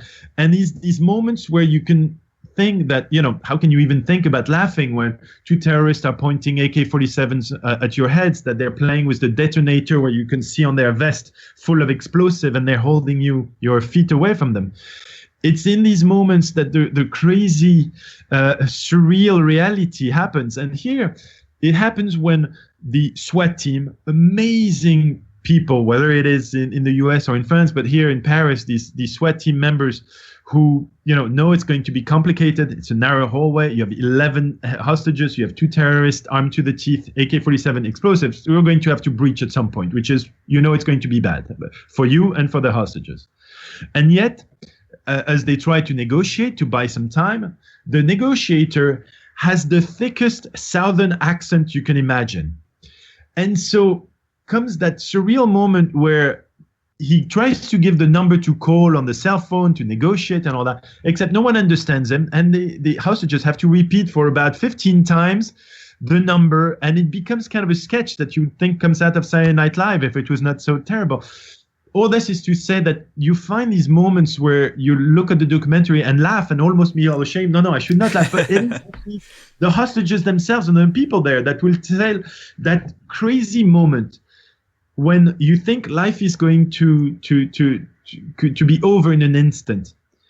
A moment of laughter, a smile, a twinkle in the eye, holding someone's hand, or just a square inch of flesh in yours can mean the difference between life and death, mentally and physically. And so what we wanted to see in the candidness of these incredible testimonies of, not only because they're talking about their courage, but for some because they're talking about that, yes, the terrorist pointed a machine gun at his head and said, go get my bag full of charges.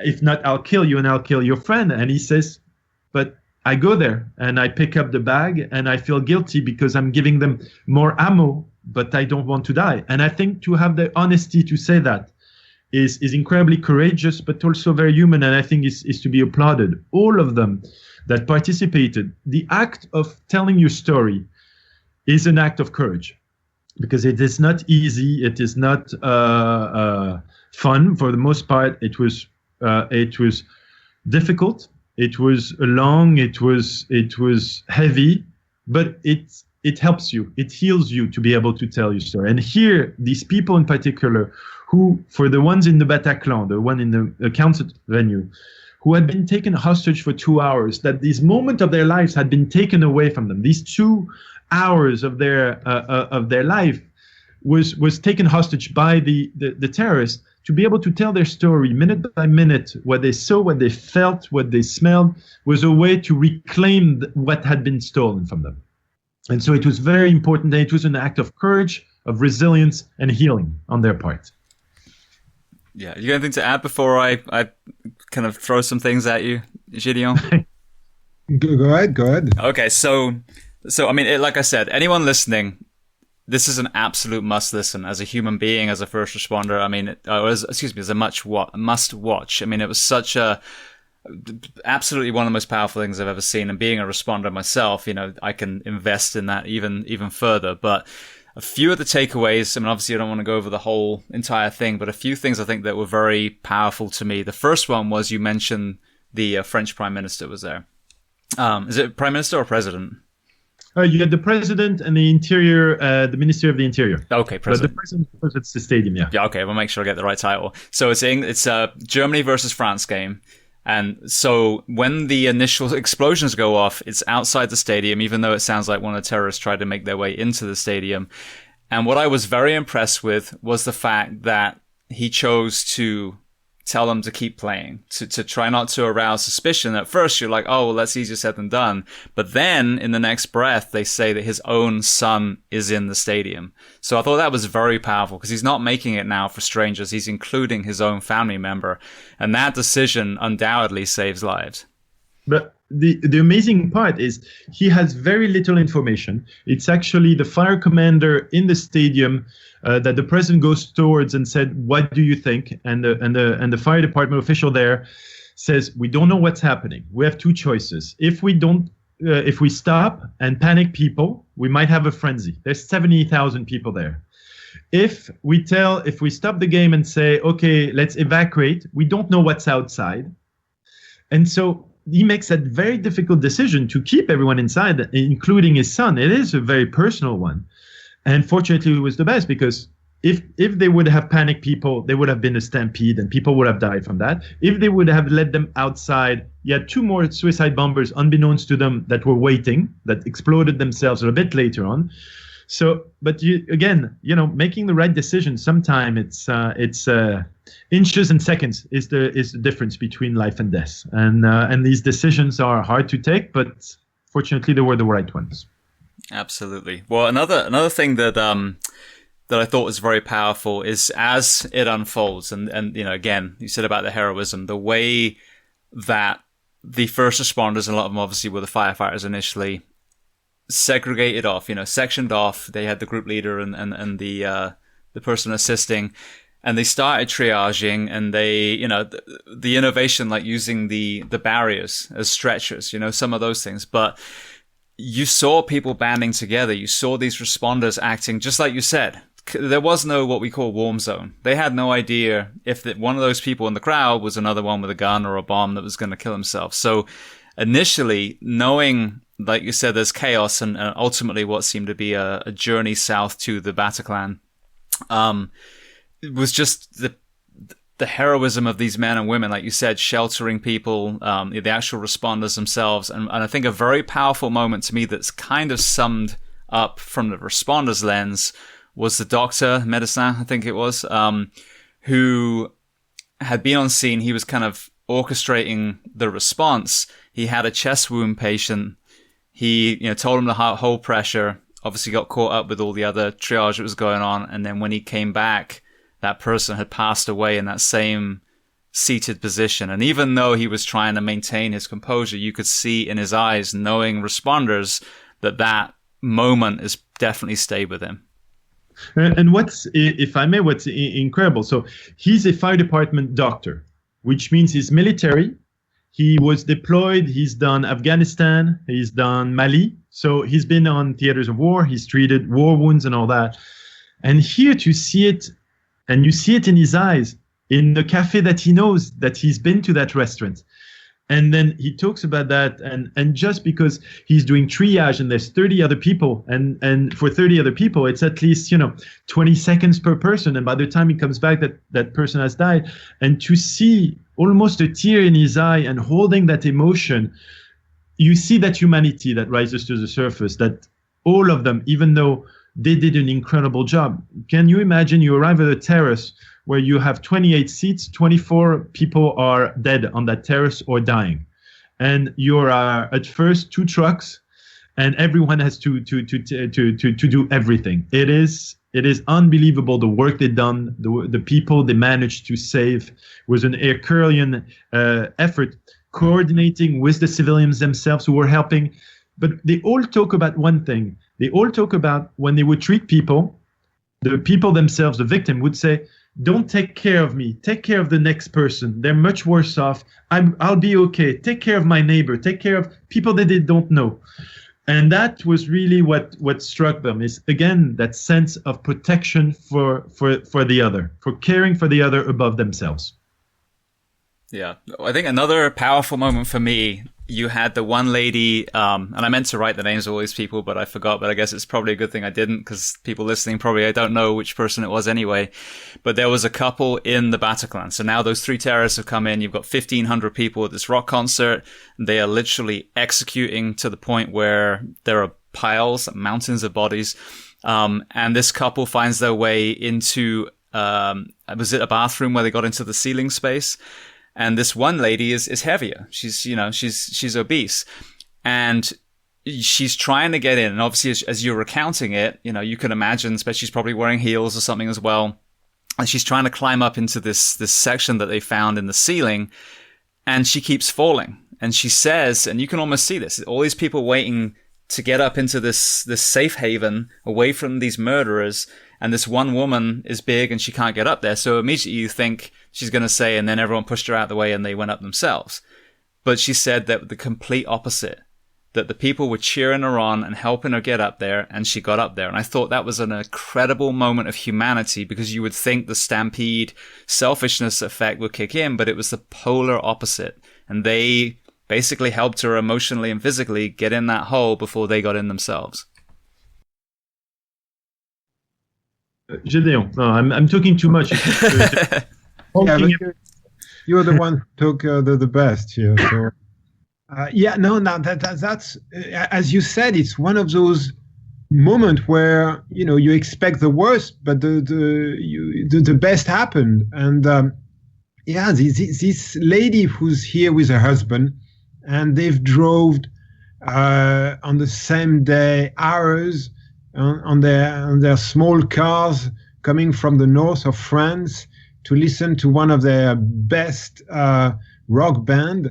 And here they are finally, and the two kids are at home. The babysitter is taking care. They finally have the evening for themselves. They go to Paris, and they know they're going to have a great time. And the next thing they know, you have 3 terrorists shooting at each other, at everybody around them, and the wound of an AK-47 is horrible. So they arrive along with maybe 20, 30 people in a tiny little room. They try to lock the door, but it doesn't really lock. They are in this room where they don't know what to do. There is no windows, no escape route. Behind the doors, they still hear the gunfires. And suddenly someone says, there is a hole through the toilet ceiling, which is a small area in the back. And so little by little, people are getting up there. And to get up there, you have to put 1 foot on the toilet, then the second foot on maybe the area where you put the toilet paper. And anyway, it's not that easy. But come the turn of this woman, and as you said, she's kind of she's obese, and it's very hard for her. She the first time her foot goes through the toilet, the second time she falls on her husband, and yet at that time they're looking at each other. She's feeling so guilty that every second she's wasting. The terrorists are going to open the door and kill everybody, and it will be her fault.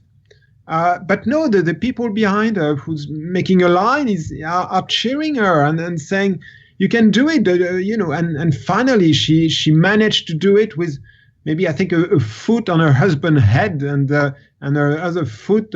Someone is helping her with their hands, and the next thing they know, all those people are in this kind of strange place between the roof and this and the ceiling, and they are safe, or at least they think, and they hear the sound of the guns all over, and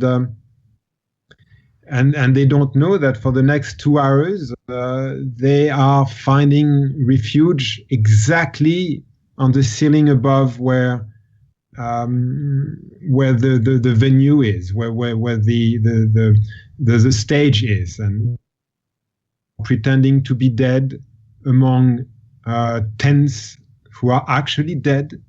Everybody is lying down. Everybody's, and that's the scene of hell. That was the Bataclan. And anyway.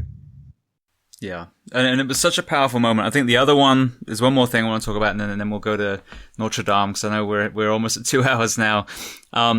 Is the other thing I think it was very haunting was one of the women had the realization that 3 terrorists commanded the action of 1,500 men and women.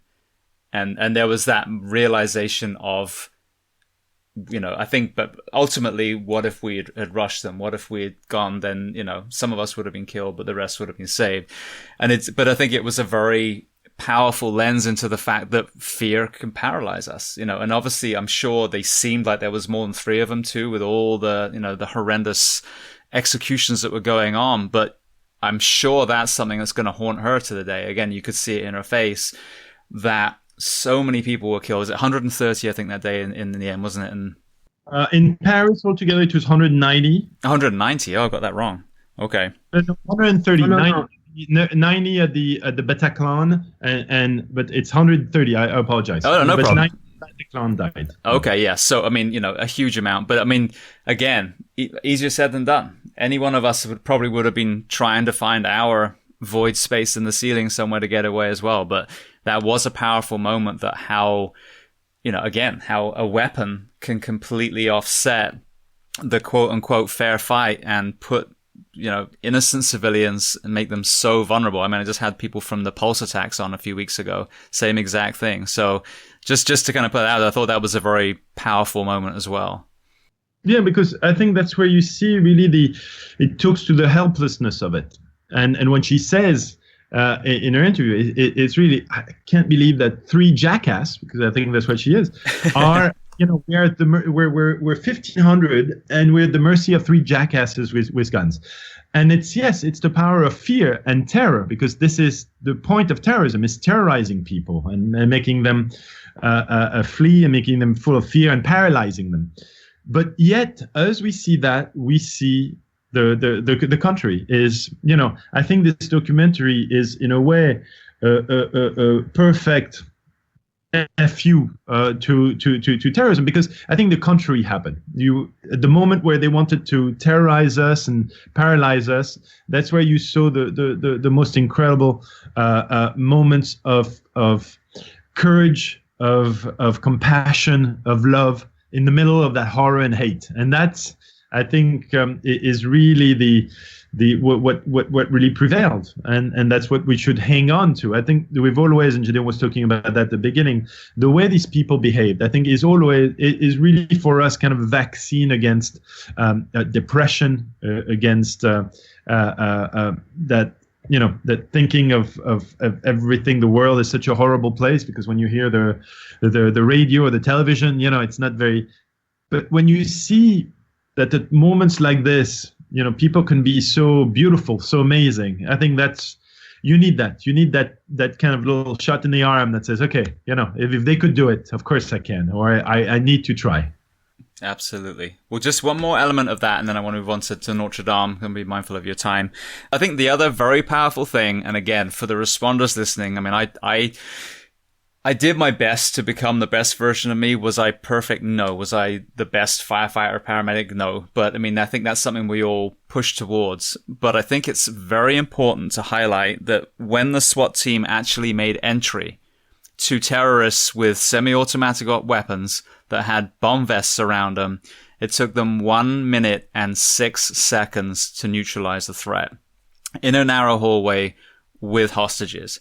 So I don't think there's any better illustration of you are the sum of all your training up to that point, whether it's an organization, whether it's an individual, that could have ended with a failure, lots of dead hostages and police officers, and maybe a further rampage because they just killed all the cops that came, and so they could go back in and do some more. So what was your perspective on that? But I think the SWAT team commander, which is a fantastic human being, who was at at the kosher supermarket earlier in January, who had been with his SWAT team there after the Charlie Hebdo attacks, and here he's faced with an impossible situation, which he says actually to the chief of police, who asked him, "Are we going to be okay when you breach?" And the commander of the SWAT says, stupidly, I told him the truth. I said, no, it's not going to be okay, because we're in a narrow hallway. We have 11 hostages. We have 2 guys with AK-47s and suicide vests. And I'm going to lose probably half of my guys and half of the hostages. But we have no other choice. We have to do it. And we're willing to take the time. And when the commander is about to breach, he actually does something that he never does before. He checks in with his men and said, "Are you guys okay with it?" He's their superior. He doesn't have to ask them whether they feel okay about the mission or not. But he wanted to make sure they realized what they were about to do. And all of them, to a T, were saying, "Of course, let's go in. We know the risk. Let's do it." And to see that, again, that time distortion, when the hostages talk about that breach, for them it lasts half an hour. But we found the tape of it, and it's a minute and 6 seconds where the guys are emptying clips of AK-47s into a giant shield that protects the SWAT teams. And the result of that, after that 1 minute and 6 seconds, the 2 terrorists will be dead. One by detonating his suicide vest. The other will be shot before he could do so.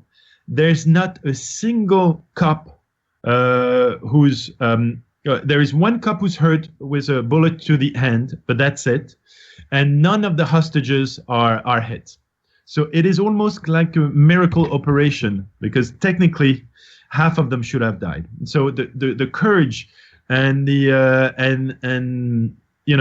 of these incredible SWAT members, which I'm close to some of them, and I really admire them the same way I admire the firefighters. They were incredible that night, and it's people who are willing to put their lives on the line for all of us. That command our respect and and for us to be grateful. Beautiful. Well, Gédéon, I know you've got to go soon, so before you do, I want to get you in one more time, and I'm sorry that we've gone so far. I know you got to pick up your kid. Just quickly, so tell me about Notre Dame. I was actually in Paris in 2016, so a year after the attacks, but before the fire. So we've literally got pictures outside Notre Dame. So again, as parishioners, tell me about that event and what made you want to do another documentary on them. Well. We like many people around the world, we watch on TV or on a computer screen this monument, slightly, completely disappearing before our eyes, and it was not just any monument. It was Notre Dame de Paris. It was the cathedral of Notre Dame. It was this place where everybody who has been lucky enough to travel to Paris had seen it and maybe visited inside. It was this homage to what human being can do, that is so beautiful, that is whether you're a believer or not, it didn't matter. It was a beautiful piece of culture, of architecture. It represented so much. It was built over 800 years ago, at a time where it was just insane to conceptualize how to build something so monumental that would stand time. There was revolutions. There was kings and emperors and government that tried to destroy it. Time alone was not nice to this beautiful place, but somehow it with all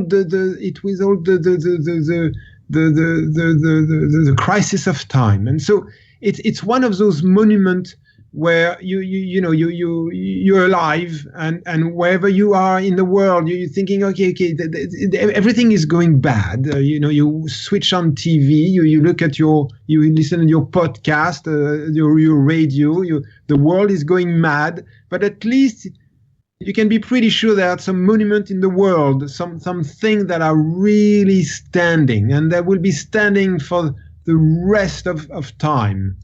And Notre Dame de Paris, for everything that it represented, was one of those monuments. The Pyramid of Egypt, anything you can think of that are just huge, the seven beauties of the world.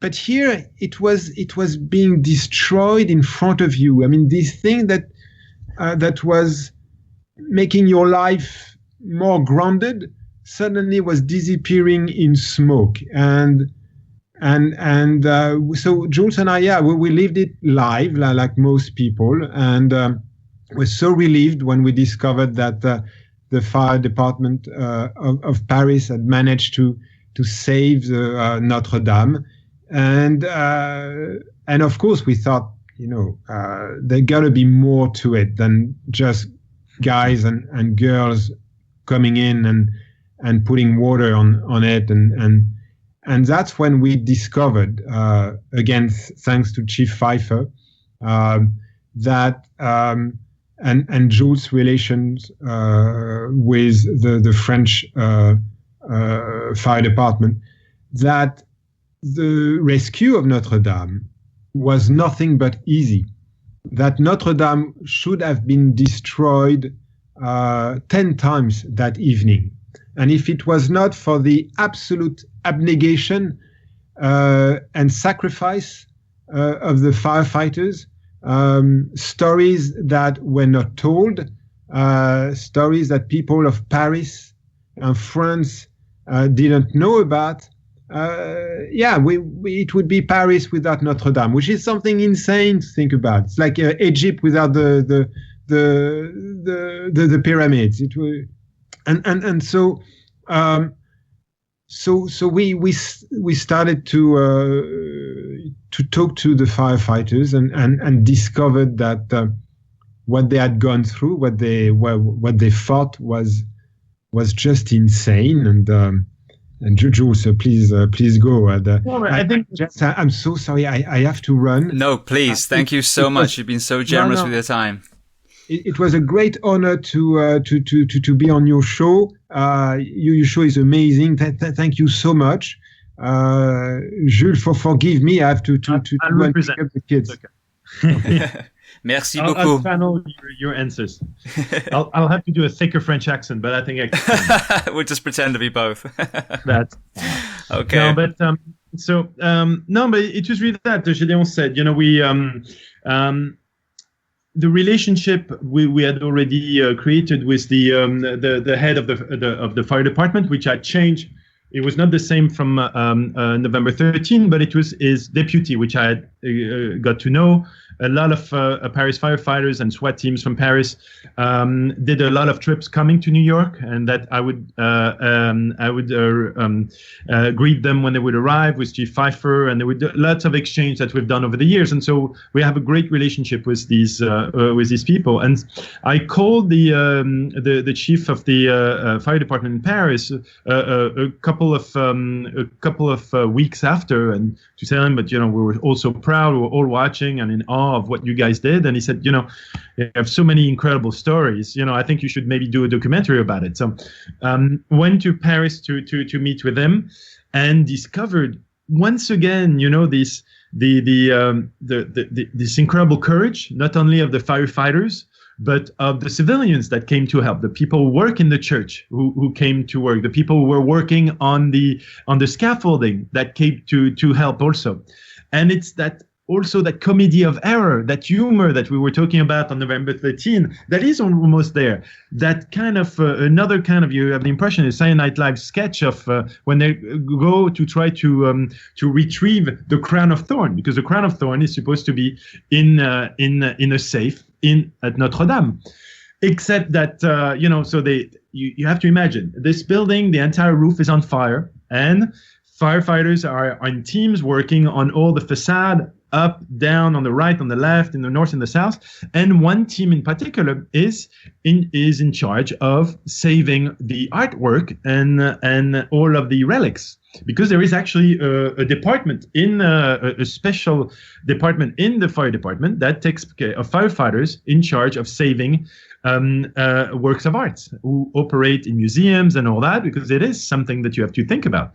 Don't go put water on a Leonardo da Vinci or something like that on a painting. So here are these firefighters who at first, were so excited. Oh, great! I'm going to go fight the fire on Notre Dame. Because it's firefighters, and firefighters, you have that amazing duality where you don't want bad things to happen, but if there is a big fire, you want to be the one who is the first due, and we'll get to it. And so he arrives, oh great, I'm going to be able to go up there, go close to the fire, I'll be with the nozzle, it'll be amazing and all that. And the chief said, well, I'm sorry, but you need to go and find the crown of thorn and all that. And we said, okay, I'm not very religious, but okay, let's go find it. And comes that comedy of error where they have to look for a safe, they look everywhere. As he says, he looks behind paintings, he looks on the floors, he moves everything while the roof is on fire and lead is melting and is falling like a cascade of lava in the middle.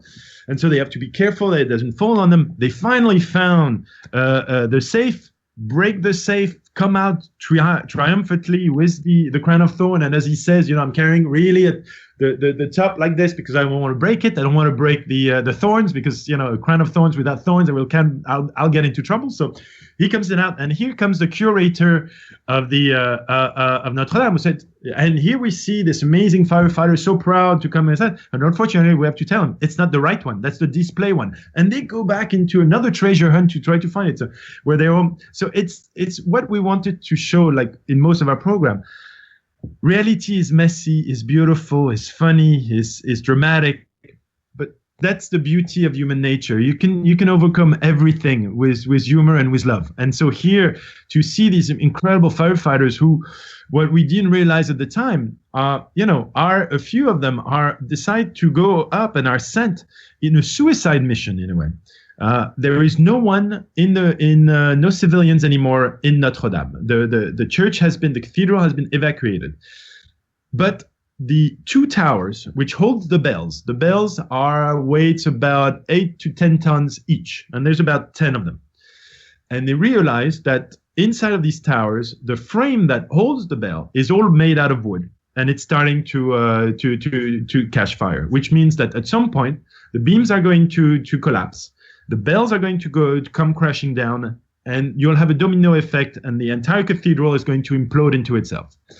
And here is the head of the fire department, who is faced with two choices. One, he does nothing, pulls everybody out, let the building collapse. The world will lose one of these most beautiful icons of architecture and faith and art, but no one will take place. Or you send a commando that, knowing that you have about half an hour before the collapse, who have to try to put water on the beams that are holding the bells and save the entire edifice at the cost of their lives.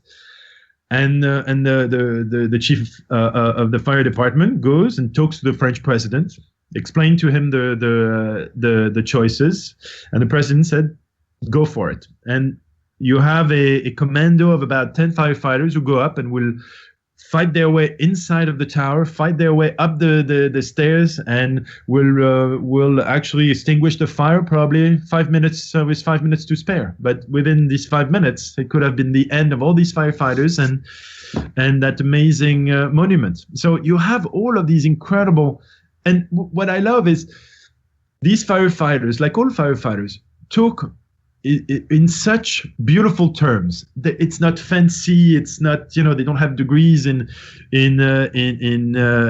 artistic writing and all that, but it comes from the heart, and it's quite profound and it's quite moving when they talk about their love for their fellow firefighters, for the love for their job, the love for Paris, the love for what they are going to do. And it's simple, and it's touching, and once again inspires us, because that's what we always want. Once we're groupies of firefighters, so we want to, every time we can praise them, we'll do it.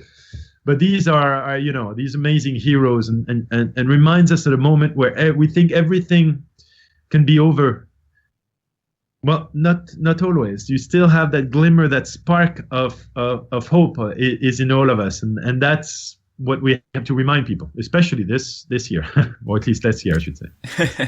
Yeah, well, I mean, and absolutely, and I think that's what I saw as a fireman. So understanding the logistics, the actual dangers of what they did, and even just the fact they even had water so far up, having to go through all these like ancient stairwells. I'm amazed they even managed to get a water supply in the first place, but to be standing under wooden structures that are holding bells of that size, they knew if one of those broke, that was it. They were all going to get, taken down with the bell and obviously killed immediately.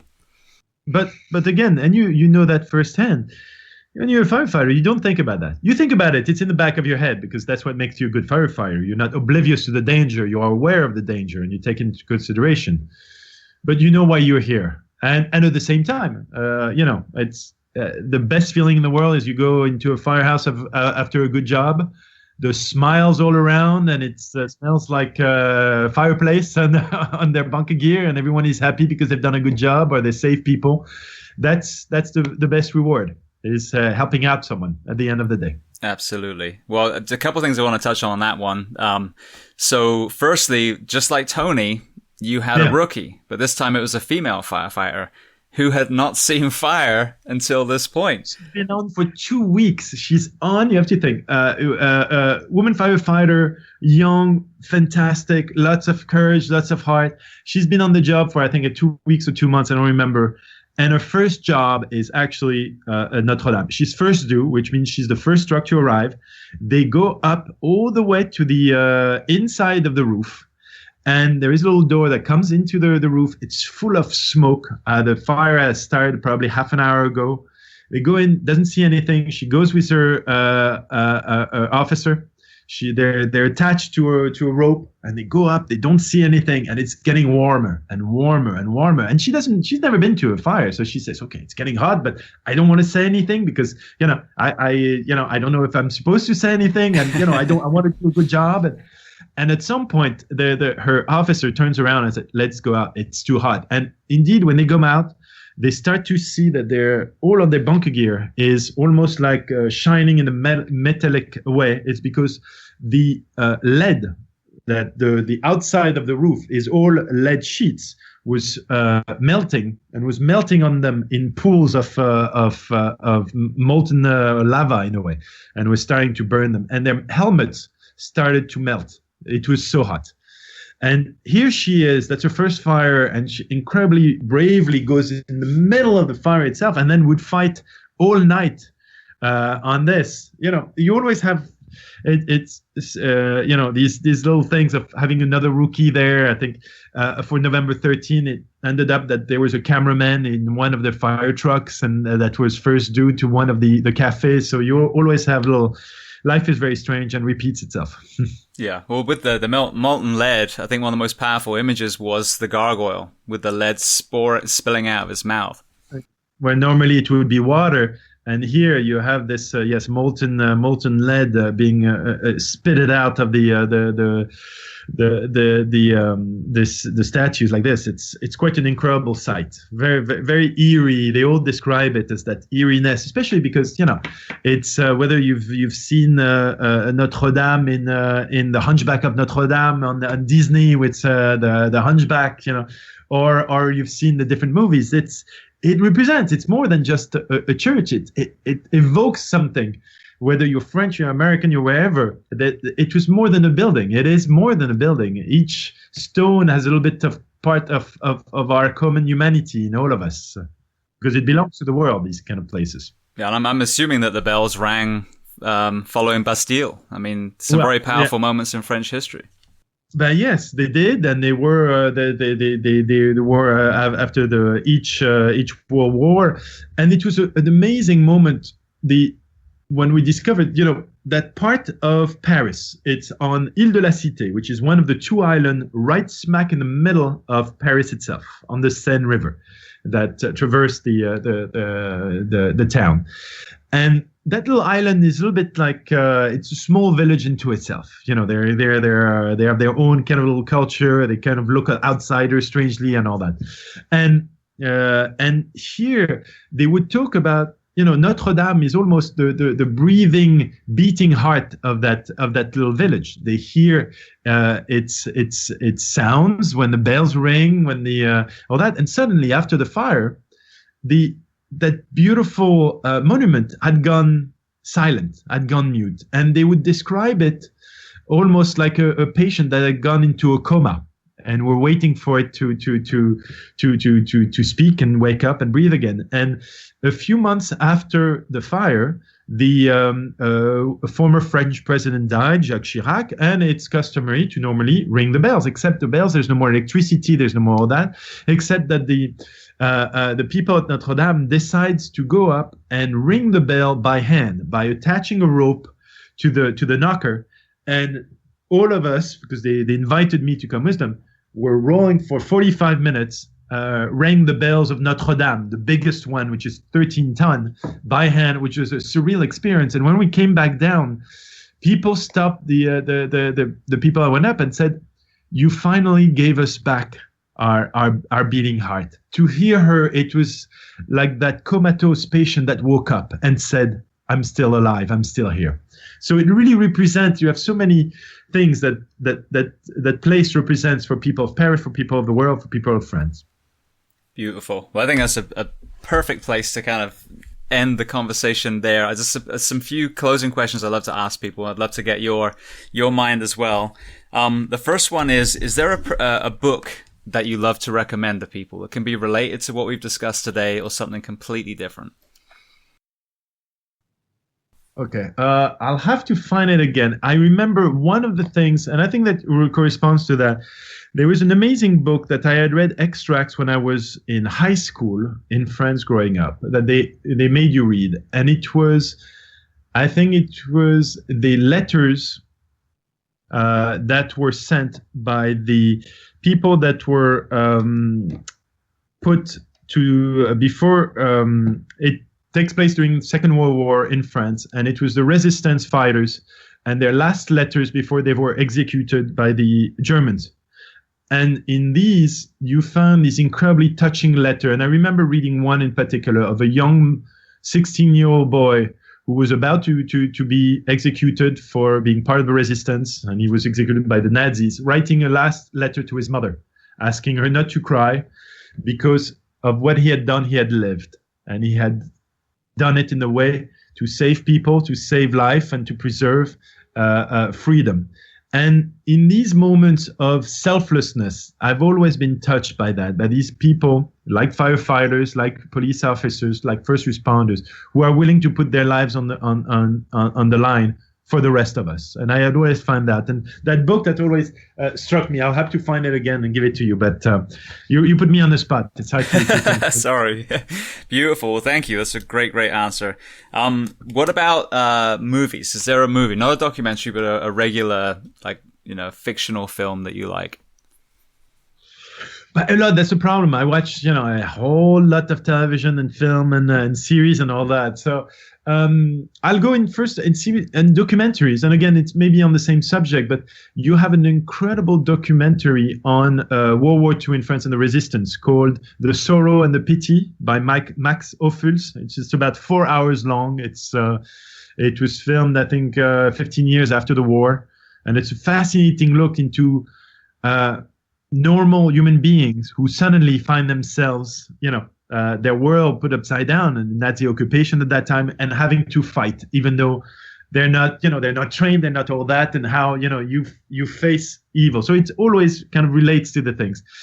In terms of movies, there's too many of them. It's hard to think in, I'll have to think by genre and all that, but that's too hard. There's too many of them. Beautiful. That was I've never heard of the Sorrow and the Pity before, but it's funny. I meant to say as well, when we started, the very first explosion on November 13th was in a stadium where France and Germany were playing a friendly match. And again, that goes to show that people, innately are good, and sometimes some bad people get put in positions of power, or whether it's power governmentally, whether it's power because of a weapon they hold, but ultimately we're just men and women who want to feed our children, put a roof over our heads, and watch them grow up. And that's why you see in every conflict, in every, people of all sorts, are stepping up against tyranny, no matter where they're from, no matter what country they're part of, or their religion and all that. That spark of hope and humanity is in all of us, and we see it time and time and time and time again. Absolutely. All right. Well, the next question: is there a person you'd recommend to come on this podcast as a guest to talk to the first responders, military, and associate? Yes. So Piper. And yes, I'll talk to him. I'll see if he's interested, and I'll ask him to reach out to you if he is. Beautiful, thank you. And actually, on that same token, because like for example, you mentioned the helmets. One of the things that drives me crazy is people looking down their nose at firefighters from other countries because they don't wear what I call the leather sombrero that we have here. The antiquated helmet, and people in the fire service love it, and they hate pistol grips. But the reality is, the men and women of the fire service around the world do the same job. So that's the kind of message that I want. But I would love to get a member of Sapeurs-Pompiers, the Paris French firefighter, but obviously they have to speak English. If there was one that had been at both events, or one or the other. I can talk to... let me see what I can do. Let me think of a couple of heads. I can think of a couple of them. One would be great, is the one who was chief of the fire department on November 13, but he's a very, very, very busy man still. So I don't know. But if not, I can try to think of firefighters that were at both, either Charlie Hebdo or November 13 and Notre Dame. And I have a couple of friends. I'll reach out to them. I'll see which one has the better English. Beautiful. Thank you so much. All right. So then the very last question before I let you go, well, before we make sure everyone knows, how to find the films you've done, if there's anything that you do want to say as far as future projects that won't be bad luck. What do you do to decompress? Being very French, I cook. To decompress, it's basic, simple pleasures in life. I will cook, I will garden, I will have amazing meals with my friends, and drink a nice bottle of wine, and with my family. And right now it's around the fireplace, and just normal things, the really normal things. Just enjoy the people who are around me. That's what I take from all that. Every single, happy moments is to be treasured, like it's the last one. And it doesn't have to be a big thing. It could be, this amazing moment where you have a dinner party. Well, nowadays, this past year, we didn't have a few, but, where everyone is having a great time and laughter is echoing through the apartment. And, that's all it takes. That's happiness for me. Beautiful. Yeah, and I think that's something that's been the negative this last year, even though this last year is what you make of it. And in comparison to, some of the events we've discussed, it was a very good year for most people. But yeah, that tribal element, that community, I think is so important. We're a social animal. We need our social contact. It defines who we are as a species. So absolutely. That's taken away, but it will be good again. We've lived through on this earth through much, much worse. It will pass. It will be horrible, and we have to remember the loss and the people we've lost along the way, and celebrate their life and their courage. But this too shall pass. Yes. Yeah, and I think just like what we've discussed as well, we've been taught some lessons. We've been taught some lessons on our country's wellness. We've been taught some lessons on the environment. So I hope we will take those lessons with us and improve in the future. But we all have to, I think it's Chief Pfeiffer who always talk, when he talks about the trauma we've all lived, he said the most, when you live a trauma like that, you have two choices. One, you don't learn anything from it. You don't gain anything from it, and all this is for nothing. Or two is you try to find something positive in all of this. You remember it always, but you don't let it define you. You take it inside of you, you let it transform or add something positive to your life, and then you move on while never forgetting. but do not be defined by that. And so that's the things we have to do. And same thing by this is that does not define us. We've learned, all have lessons from this. Let's take positive ones and move on and remember this moment.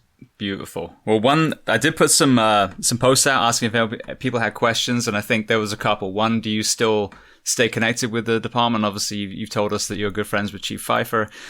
Still go to the firehouse every now and then, which is always amazing, even though there was very few. I think from the 55 that work there's probably 3 from that day. So, every now and then I arrive and there's a rookie open the door and say, "Yes, sir, how can I help you?" And I say, "Yeah. Go wish the rig and go make me a coffee, and then I'll go and see the guys." But, it's fun. It has a magical feeling for me. Beautiful. And then the other one is people ask about a follow-up. Well, obviously we're about to hit 20 years without jinxing you and getting to... No. Well, every 5 years, we've always did kind of, we call it an update towards the end. We always do a half an hour of, after the documentary on, what have these people become, what has happened, or highlighting certain things happening, whether it was the psychological trauma. We did that for the 5th year anniversary. For the 10th year, it was more, unfortunately, the people starting to die, and we had lost 2 close friends, firefighters from the firehouse due to that. So for the 20th, we're in talks right now but we'll most probably do an update for that point. But it's still a little bit early right now, but we're considering it, of course. Beautiful. Well, Jules, I just want to say thank you so much. I mean, this random English bloke reached out, and I want to say thank you as well to Kate Casey, because I had been looking for you guys for a long time. As I mentioned before, I totally understand, the nature of what you do and, just your personalities, that you don't want to be out there. But when Kate had managed to do that incredible conversation with you on her podcast, in response to mine, someone tagged her. She immediately messaged me and sent me your email. So we're having this conversation because of her. But yeah, I want to say thank you so much. We've been talking for 2.5 hours. But the lens that you have from New York through to Paris, I think is invaluable. And even though the documentaries speak volumes, yours and Gédéon's story through your eyes, through your words, I think is something that a lot of us haven't heard. So thank you so much for being so generous today.